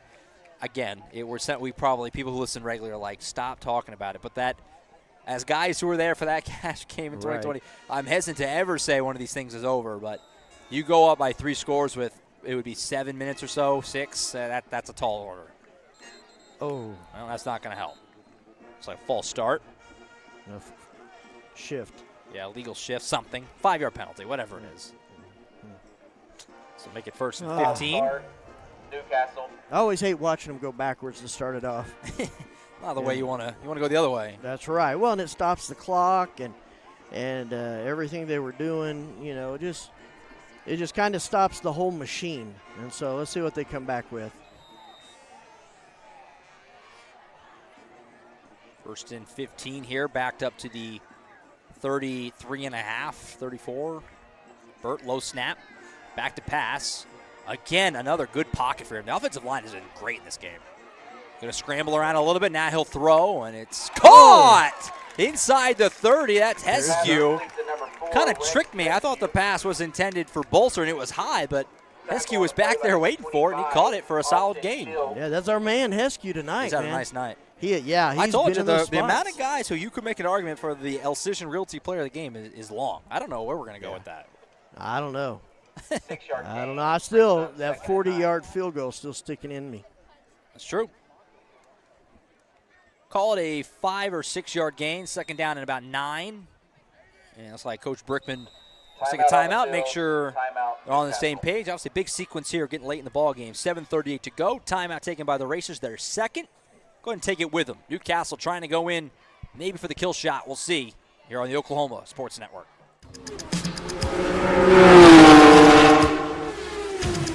It's no secret that life is busy and you have a million things on your to-do list.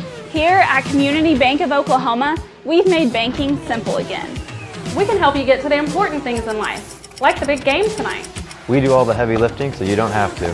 Race towards us at Community Bank of Oklahoma because we wouldn't be a community without you.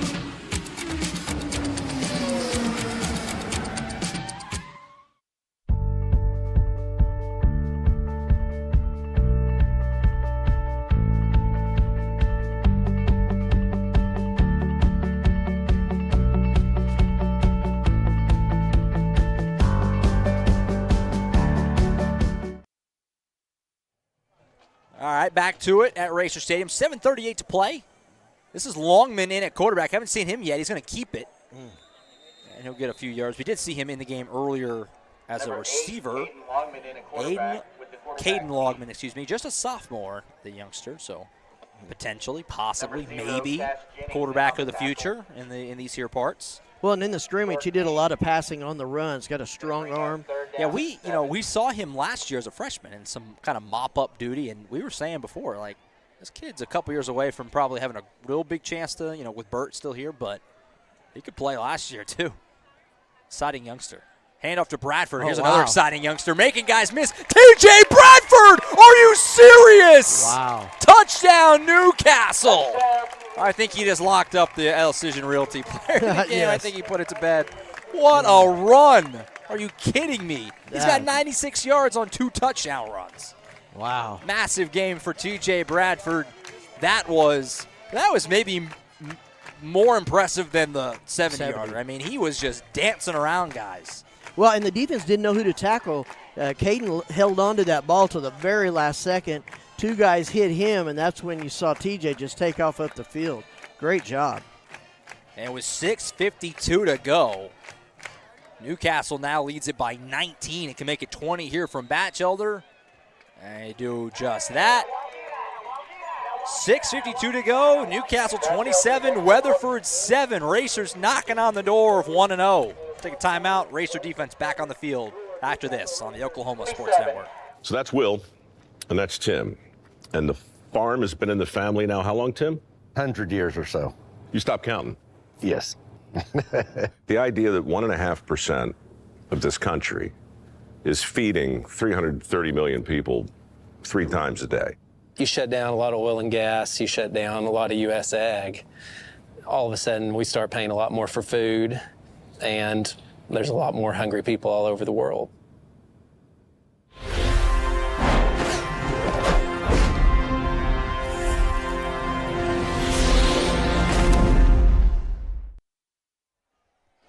Back to Racer Stadium in Gene Reed Field. 27-7. Josh Calloway, Billy Collier. Billy, man, I mean, last year we saw little sprinkles of TJ Bradford, and we liked it. You know, we both were big fans by the end of the year saying, hey, this kid's got some ability. What a start to his season tonight. I mean, over 100 yards rushing now, 2 touchdowns, and both were sparklers, too. I mean, he's having quite the night. Well, and I went to the first practice they had in August. Someone had to point him out to me because he is probably a good 5-6 inches taller, put on some weight. So now not only is he shifty, he is also hard to bring down. He carries defenders with him. You've seen that tonight. You mentioned his father, Ricky Bradford, the defensive backs coach on the coaching staff here at Newcastle. You maybe have seen him on the stream a couple times, kind of very animated on the sidelines, but kind of up and down. He's moving around. His step counter is a high number tonight. Kickoff is fielded by Garcia. He'll take it across the 30 with 6:45. 6:44 is where it settles. Left to go, and Weatherford, you know, if they're going to try and find a way back in this, they need really quick scores now. I mean, you don't have time to milk it too much. They probably need at least one really big score, and then, you know, at least, you got to find a way to get some big plays now. Well, and 2 focuses that they're going to get right now that Newcastle defense kind of watch, and I'm going to do it. It's going to sound like a crazy order. Their number 1 is not Nixon. Their number 1 is who's lining up beside Nixon. I have a feeling they're going to be going to that side of the field a lot, and then the number 2 is Nixon himself. And so I think you're going to see a little bit more of them in the play. It's been stunning how much they've kept Nixon under wraps. Yes. And this is something that happened last year, too, if you remember. When we did that Plainview game, Plainview had a wide receiver by the name of Morgan Pearson, who was one of the higher-rated wide receivers in the state a year ago, and it was the same kind of deal. Shut him down. Never really heard from him. You know, obviously a different position completely tonight, with Nixon being a bigger guy and being more of a defensive end than anything, but same idea. They have just completely taken away the other team's best player, which is a key. And you're going to hear a lot about Nixon this year. It's not like this happens and disappears, but you're going to remember at the end of the year, as good as he was in 2023, he wasn't that good against us. No disrespect to him. Right. I mean, this is a guy, again, number 1 player in Oklahoma next year. He's top 100 player in the country, top 10 defensive end in the country in that 25 class. He's going to go as ball carrier is bought up here that short with nowhere to go. Nixon's going to play college football, and not just like play to play like he's going to go. He's going to go to an Oklahoma or an Alabama. Like, that's the schools that are after this kid, and he just has not been able to get it going tonight, and that's credit to Newcastle. A big credit. You have to talk about that. You know, on Coach Rick on the coach show on Tuesday, be like, hey, man. Yeah. Excellent job. I mean, good grief. Whatever the game plan was, yes. Well done. Second down for Chisholm here from pressure in his face. Todd Smith came flying in. Chisholm will take off with it all on the right side. Cuts back. Tackled. I think he might have got the first. Going to be really close. Looks like he got it. Yeah. Looks like they're going to give it to him. Be sure to tune in to coaches' shows, by the way, everybody, on Tuesday nights from Luigi's. Yes. We got the great Gene Reed involved. That's going to be a great thing all season long. Billy Collier taking that on for us, him and Gene, talking to Coach Brickman and players, other special guests. That's going to be a really cool thing all season And if you can't tune in or even go out to Luigi's and hang out with the people. So now we had a great first show. Now we're not having one this Tuesday because it's an off week, but just a great coaches show. But yeah, had a lot of fun. I hope to get out there. So I'm tied up on Tuesday nights, which I'm not a part of it right now, but I hope to get out there at some point before season's end, hopefully. On the bye week, maybe. OU bye week. Short pass here. About a 5-yard gain. Looks like the ball came out, but they're going to call him down. I think it was whistled dead before it came out. That's what it seemed like to me. They're talking if you're Newcastle, I mean, you can give up anything underneath. I mean, just let the clock keep on ticking away, because the only way that Newcastle could possibly lose this game at this point is Weatherford getting some really big plays. They're just simply not enough time for the Eagles to win with 5- and 6-yard pickups at this point. Keep everything in front of you. Chisholm back to pass. He'll fire. This one's high, and a nice hit on the tail end of it. It goes off the hands of Jet. Couldn't quite make out the number of the hit. I think Burchett maybe on the hit there. That's what it looks like. Burchett, yeah. Yep. Yeah, they're playing good defense. Of course, kind of that prevent defense, but they're not staying way back off of them, staying in close enough to make the play. That's really good. If you're going to win this game, you cannot have third downs. I think the game's clock's going too fast. The game's out of control. If you're getting third downs, and you've lost the clock. Weatherford's not exactly down the road either. Bit of a jaunt back, and so a lot of credit out to all their fans who made a trip out here. They packed it out. There's a lot of Weatherford fans here. There are still. And, we have a timeout here. Did Weatherford take this, it looks like? Yes. Weatherford took the timeout. We'll go and stick here, but we talked about it in the pregame show, Bill. Obviously, the last couple of seasons, Newcastle's opened their year against Cleveland, and not to try to disrespect Cleveland, but Newcastle's won those games very handily. I mean, 40-plus point wins. And you kind of felt like, okay, what do we make of this? They beat up on Cleveland a couple times. We knew coming in that Newcastle was going to have to play well to win this game. And, I mean, for the most part, they've dominated. I mean, it's a 20-point game right now. Newcastle has pretty much controlled this thing throughout.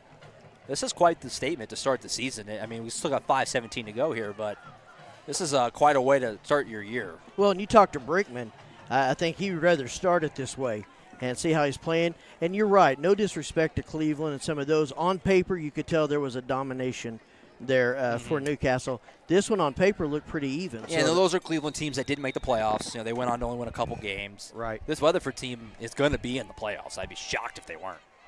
Chisholm back to pass. He'll fire deep, looking for C.J. Nixon, and he missed him.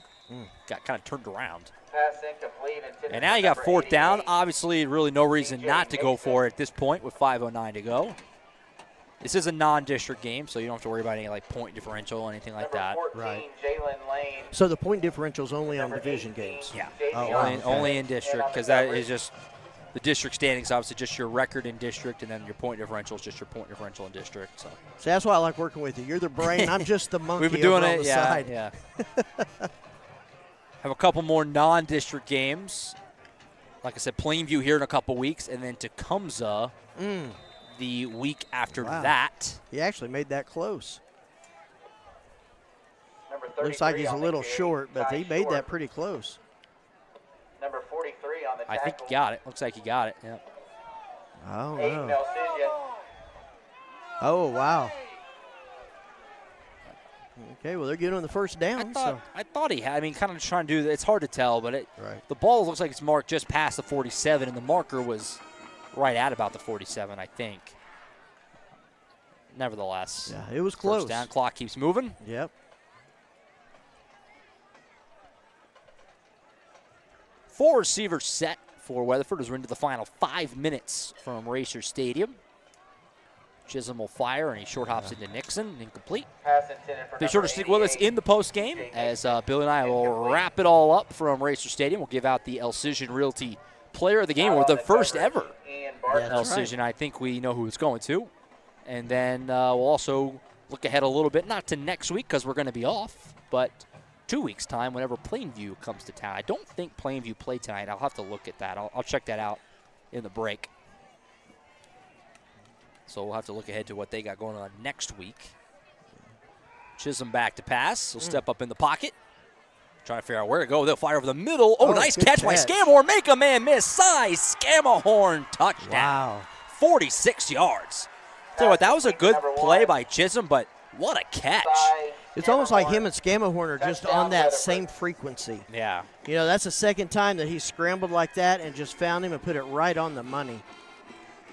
That throw was it was a good job by Chisholm to evade the pass rush and kind of step up and get out there, but Scamahorn, that pass was a little high behind him, and he skied up, pulled it down, made a man miss. And scored. Nice play by real good play. Cy Scamahorn. So Weatherford hanging in. Touchdown here, That's cuts right. it down to 14. They still got 2 timeouts to work with, 4:40 to go. Wouldn't flip away just yet. No, don't. Spot down, extra point is up and good for Crisp. Makes it a 13-point game, 27-14, 4:40 to go. Racers may have to watch for the onside here. We'll see what the Eagles choose to do after this break on the Oklahoma Sports Network. So that's Will, and that's Tim. And the farm has been in the family now how long, Tim? 100 years or so. You stopped counting. Yes. The idea that 1.5% of this country is feeding 330 million people 3 times a day. You shut down a lot of oil and gas, you shut down a lot of U.S. ag. All of a sudden, we start paying a lot more for food, and there's a lot more hungry people all over the world.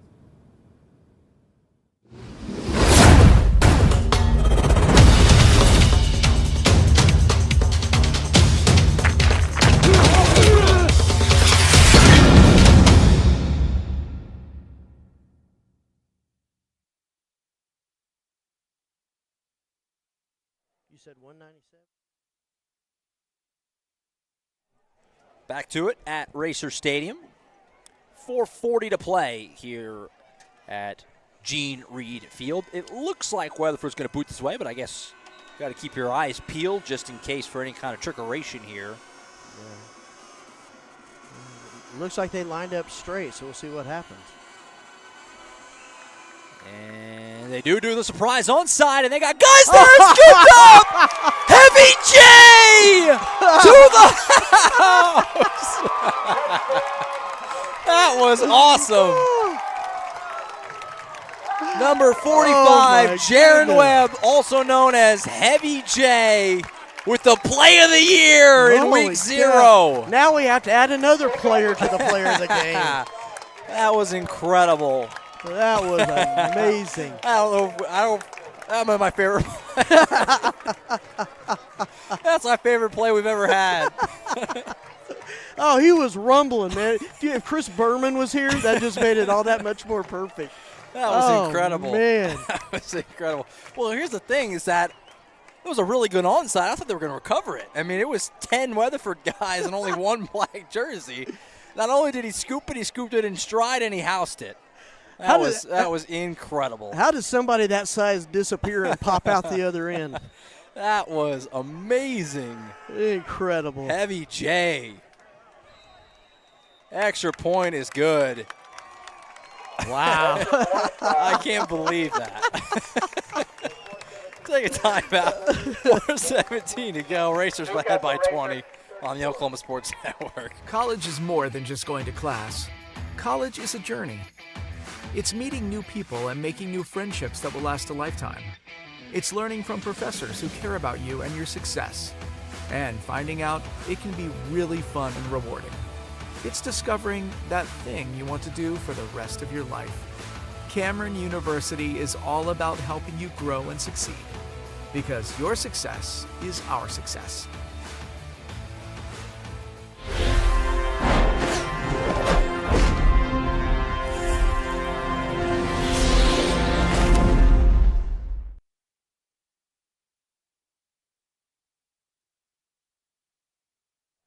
All right, back to Racer Stadium.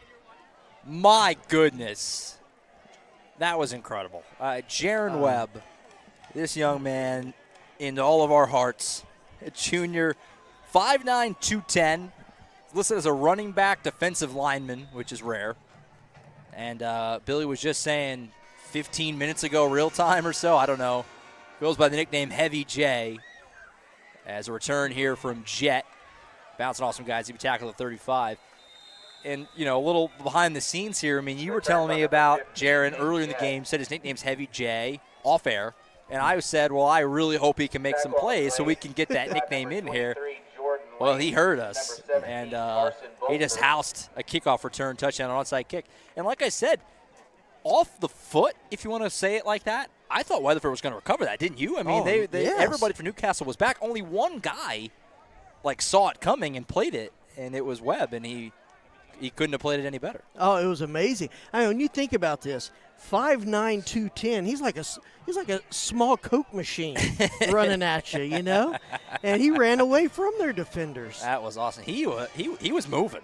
Yeah. He was good. He just ran away from everybody. That was fantastic. So it also, you know, again, never want to say it's over till it's over, but really puts the game probably to bed as an incomplete pass here, looking for Nixon again. Because Weatherford, I mean, they were down 13 and maybe going to recover that onside kick. They were getting back in it, but so much for that. What a play. You could almost just hear air or wind leaving the field from the Weatherford side when he got that and ran. Well, because I'm sure everybody for Weatherford probably had the same thought when it was first kicked of, oh, man, they're going to get that because they were in great position. But I'm dying to hear. I might have to go over to the Weatherford guys and ask them to send me their call of that because that's got to be a good one.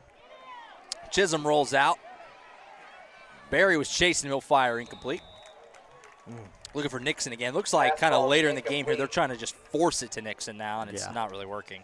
Well, that's what I was telling you. I think that just like we saw with, and I keep forgetting his name, it's a great name, Scamahorn. Oh, yeah. The person playing beside Nixon is going to get some good time. But I think they're trying to force it into Nixon, trying to do whatever they can. Probably a little frustrating for Nixon as well. Obviously, a guy who's used to kind of doing what he wants, and very good basketball player, too. And this is a little revenge, by the way, for Newcastle, because obviously their basketball season ended by losing to Weatherford in the state tournament. I had the call for that game on the Oklahoma Sports Network. As a slant pass is caught by Scamahorn, tackled short. It'll be fourth down about 5. I had the call for that game on the Oklahoma Sports Network. So then you fast forward, you know, about 6 months-ish later, season opener in football. These two teams are meet again. Some of these guys obviously play both sports, C.J. Nixon included for Weatherford, and Newcastle getting a little revenge, I guess, if you want to call it that way. And I remember at that game, he was somebody that could take over a basketball game. Oh, he's a really good basketball player. He's just a big, big guy. And so this probably does feel good for some of these guys that play basketball and football. 4th and 5, kind of the game here. Chisholm back to pass, pressure in his face. He'll have to just get rid of it. Oh, what a catch by Scamahorn. I'll tell you what, I like to see his numbers. He's kind of somewhat quietly, I don't know how quietly it is, I guess, but he's racking up quite the stat line in this game. I'll tell you why, he has really played the game of his life tonight. And almost all of his catches have been on either 3rd or 4th down, too, it feels like. He's kind of had a knack for the big moment. Yes. And he's got to be thanking the coaches to be lining up against Nixon there. Right. A lot of attention goes to him. Final 3 minutes. Chisholm, pressure in his face, dodges Burchett. He'll roll it to his right, fire over the middle, and dropped.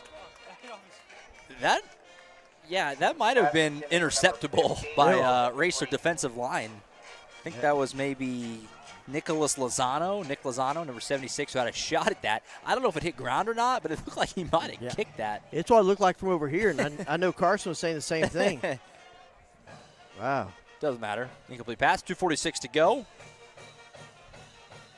Again, stick with us after the game. We'll wrap it all up from Racer Stadium. We'll give out our Decision Realty Player of the Game, and we'll look ahead to Plainview in a couple weeks. Nice PBU here. Oh, we got a flag. Oh, there it was Grady Downing. I was just saying earlier that we hadn't had one pass interference this entire game. But it looks like they're going to get Downing for kind of getting on Nixon a little bit there. And here's the deal with that call is that it probably is pass interference. He was kind of on him, but they've let that go all game. I mean, all game that's been let go.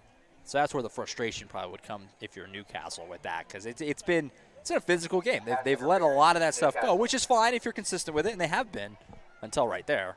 Right. Well, and you got to remember, he's a superstar. He's known. Everybody knows about him. He's not surprising anybody. Yeah. And so for him to kind of be kept in check like that, there could, the official says there's no way he could have just missed it like that. Right. So, and let's be honest, 2.5 minutes left. I don't know how much it's affecting the outcome of the game. Right. So first and 10 for Weatherford up to the 35, 2:37 to go. They have 2 timeouts still to work with. Chisholm back to pass. Pressure in his face. He'll have to get rid of it again. Tell you what, Newcastle doesn't have a lot of sacks tonight. I think just one. But they've made Chisholm run around a lot. Yeah. And they've made him rush some throws tonight. Yeah, except for Scammahorn, he's had to throw away a ton. Yeah. Ton of throws. And if you ask me, that's almost as good as a sack because you don't go anywhere. You lose it down. I mean, that's great defense. And I like seeing those defensive ends getting back there to him, making him have to change it up. So 2nd and 10 now to the incomplete pass, 2:26 left. Newcastle looks to be on their way to a 1-0 start. Still got a little work to do here, but take a lot for Weatherford at this point. Chisholm over the middle for Nixon, broken up. Nice pass break up there by Shanuel, who's obviously a big boy in his own right. Number 15, Yeah, that was a good breakup right there, and he kind of had a statement to say to Big Nixon right there after the play, it looked like. So that was a good play, good breakup. 3rd and 10 after the incomplete pass. And let's be honest, Shanuel looks like a bigger guy out here too. So 2:17 left. Shanuel 6'5", I believe. Yeah. Chisholm back to pass. Will fire in the flat. Boom. Oh, boy. Oh. The pass being incomplete might have saved him a really big hit as Grady Downing was coming in ready to make some thunder. Oh, he could have lowered the boom. Yeah, on Ty Short there. And now you're at 4th and 10, and again, this is any hope that's left. Incomplete pass brings up Kind 4th of and 10 will go out the Weatherford. door if Weatherford can't pick this up. Right. What a way for the Racers to start this season, man. Yes. Again, a Weatherford team that just they don't have a false start here. This is a Weatherford team that I had number 3 in my 4A rankings just last week in the season preview show. This is a team that brought back all 11 of their players on their defense. 8 returning starters from their offense.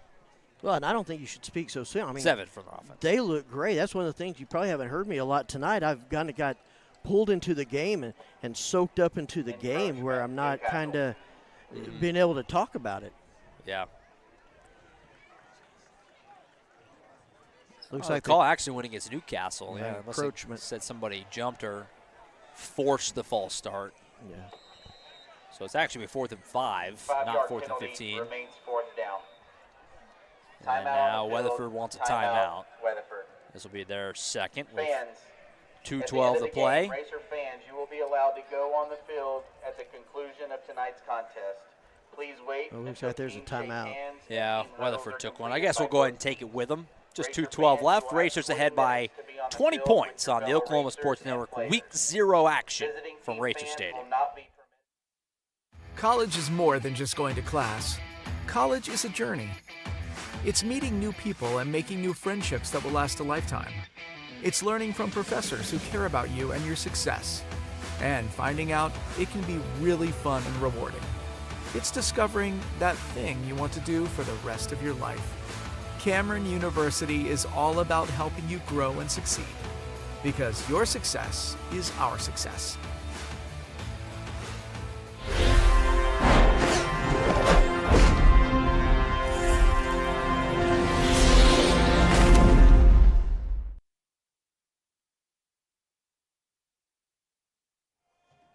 Back at Racer Stadium and Gene Reed Field. 4th and 5 for Weatherford.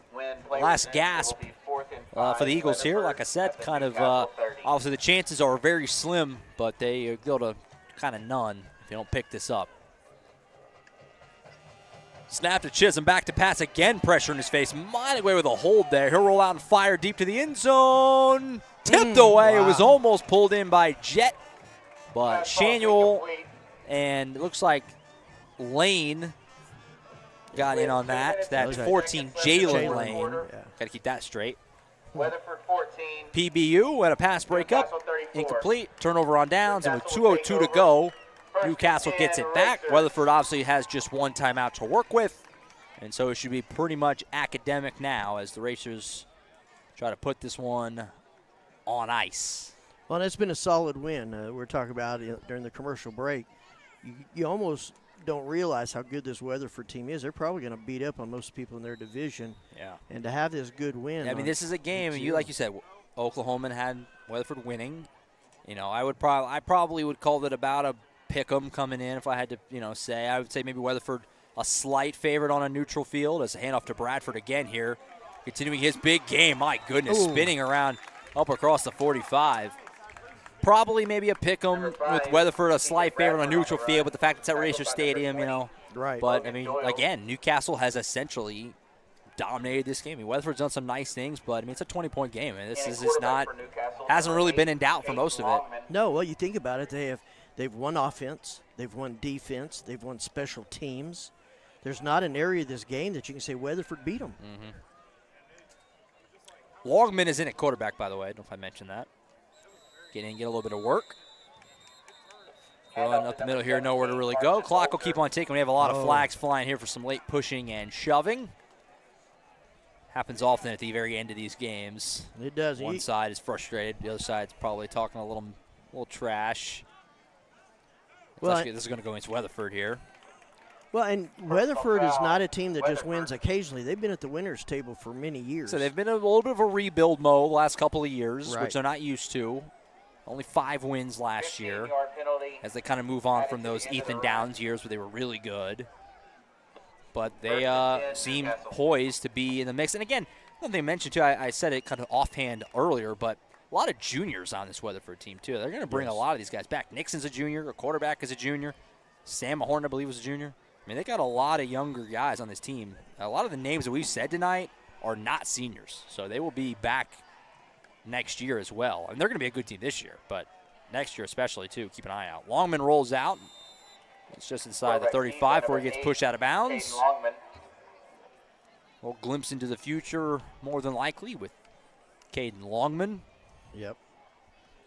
And he's a real shifty guy, too. In the scrimmage against Clinton, he was one that would run and pass on the run. He was one that would hand it off and just kind of juke. You lose him. He's a smaller guy. You lose him behind the line. So that was some things to his advantage then. 2nd and 9. Handoff goes to Burchett. Goes around the left side. Inside the 30. Cut back down. And what's one more trip? Why not into the Trinity Restoration red zone for Newcastle here into the final minute. Tell you what, we hadn't really, unless my memory is just failing me, seen a lot of Trey Burchett running the ball in the past.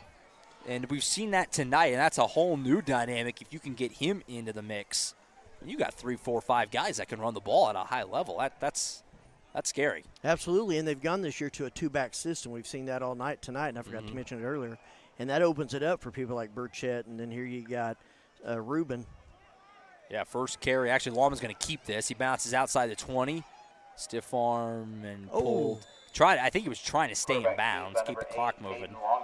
Yeah, the running back who came in there was Ruben Rendon Zamora, who's another junior on this Racer team. And he's got that stocky build as well. When he gets the ball and bends down, some of the guys were calling him a bowling ball.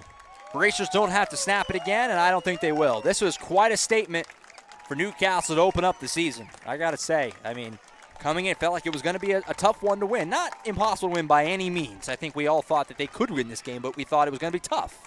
And they pretty much dominated. 34-14.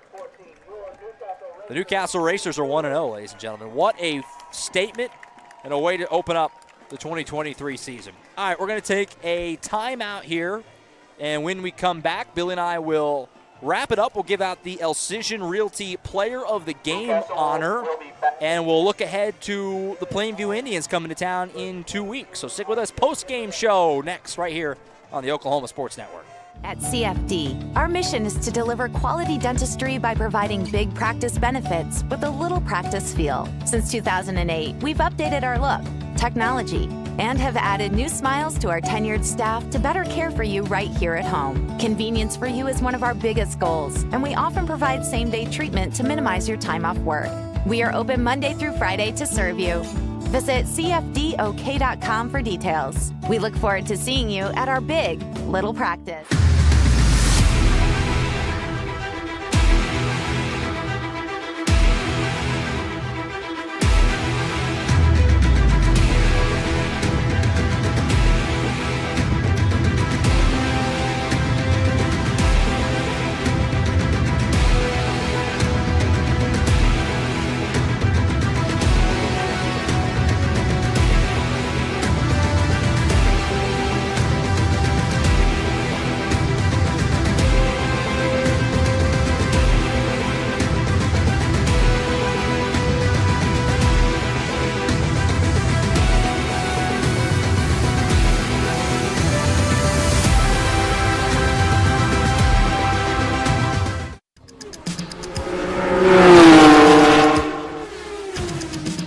secret that life is busy and you have a million things on your to-do list. Here at Community Bank of Oklahoma, we've made banking simple again.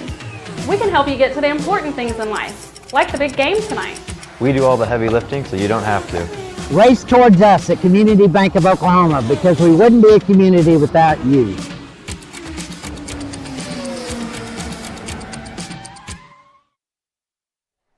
All right, back at Racer Stadium, wrapping it up. Newcastle 34-14 over Weatherford tonight. Billy, obviously, the fact that the game was pretty in hand there late let us kind of get into this a little bit already. But, I mean, again, this is a team and a game coming in that I don't know if I would say I expected Newcastle not to win. But, again, I thought it was going to be tough. I thought it was going to be tough. And it really wasn't for the most part. Newcastle, a pretty dominant showing, a 20-point win. Could have scored there again at the end if they wanted. Now they did have some things go their way. I mean, it seemed like we joked about it, like almost every bounce seemed to go their way. Weatherford had some brutal fumbles inside their own 10 at the beginning of the game, but obviously for the most part, Newcastle's defense played really, really well, and this offense showed how good they could be. We knew the rushing game was going to be really good, but Burt had some nice passes. They got a lot of weapons on offense, and this is as good of a start to the year as you could ask for. I mean, honestly. Well, and I'm really impressed the improvement in Jackson Burt's passing. Doing good, kind of placing in that one pass there to Lane where he just dropped it right in the bread basket. Pass, yeah. That was a great pass. He's looking really good. What's incredible to me is how many of them just look like they knew what they were doing out there. They knew their positions. And there's a lot of credit you got to give to the coaches who are putting them in the right positions, getting them in the right frame of mind. There was not a part of this game that I would say they lost. And so that was a great one. This is not a bad Weatherford team. This is a good Weatherford team, and I was the same with you. I thought it would come down to the last 5 minutes. I thought it would come down. I did. I really thought this was going to be a. And so, I mean, to boot, maybe I look silly. I don't know. I don't mind. But I had Weatherford number 3, and then one of my games to watch of the year was this game. Because I said Newcastle's a top. I only did top 5, but I said the Rangers are probably at least a top 10 team. 8, 9, 10, somewhere in there. Weatherford going in there in week 0, we're going to learn a lot about both teams. And obviously time will tell. It's always hard to tell in high school football at the beginning of the year. Is Weatherford not as good as we thought, or is Newcastle maybe a lot better than people thought? Right. We'll find out over time. Well, I think we'll find out here in a couple of weeks. Plainview, what I can see in Skype, what I can see in people talking. I don't know that Plainview's on the same level as Weatherford at this point, just from reading. Haven't seen them. Yeah. But like we talked about earlier, this is the toughest game they're going to play in for several weeks. So this is a good win. All right, let's do the first ever Elcision Realty Player of the Game Award. Elcision Realty, Boomer and Tiffany Elcision of the Tiffany team are your local realtors with Prime Realty. Go Racers. I think it's the first time I've ever seen that in the read. Shout out the Elcisons.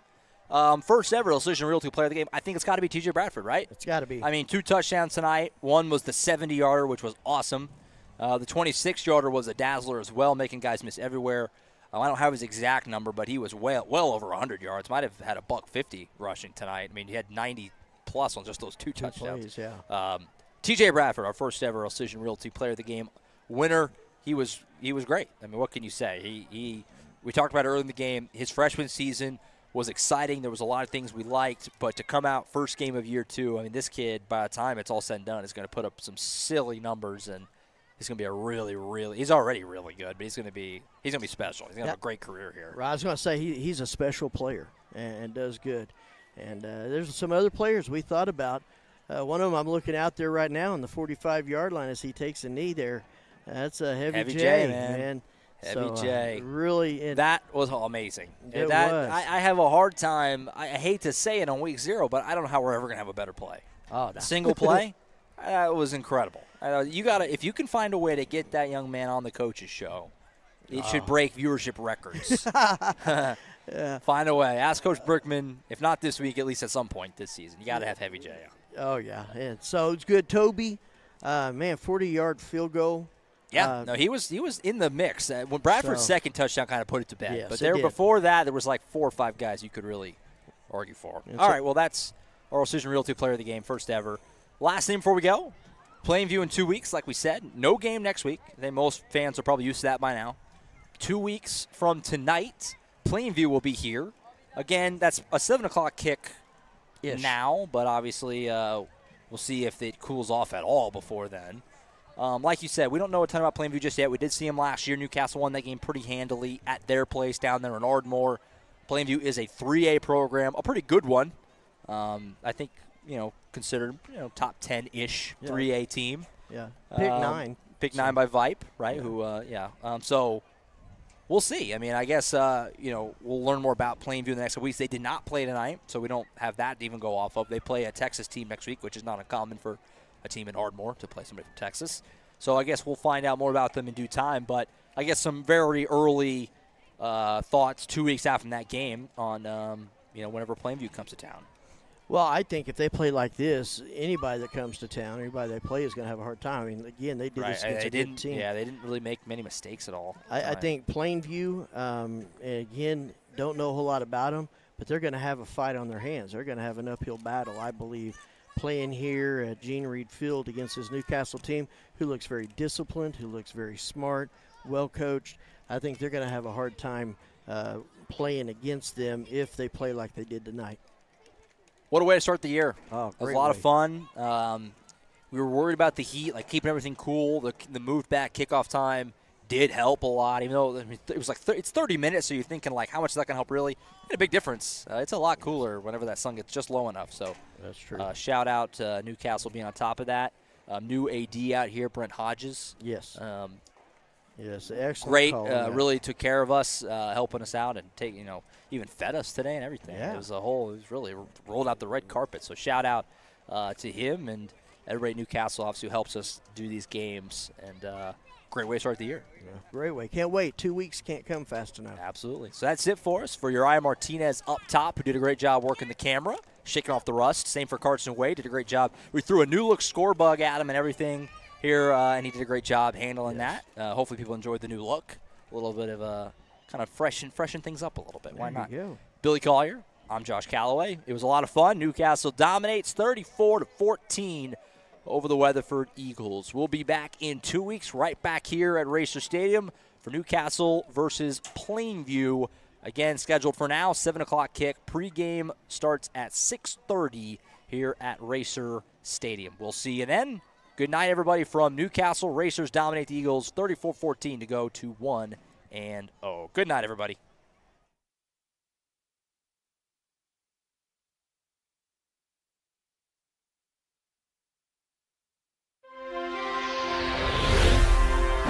Thanks for watching this presentation of the Oklahoma Sports Network.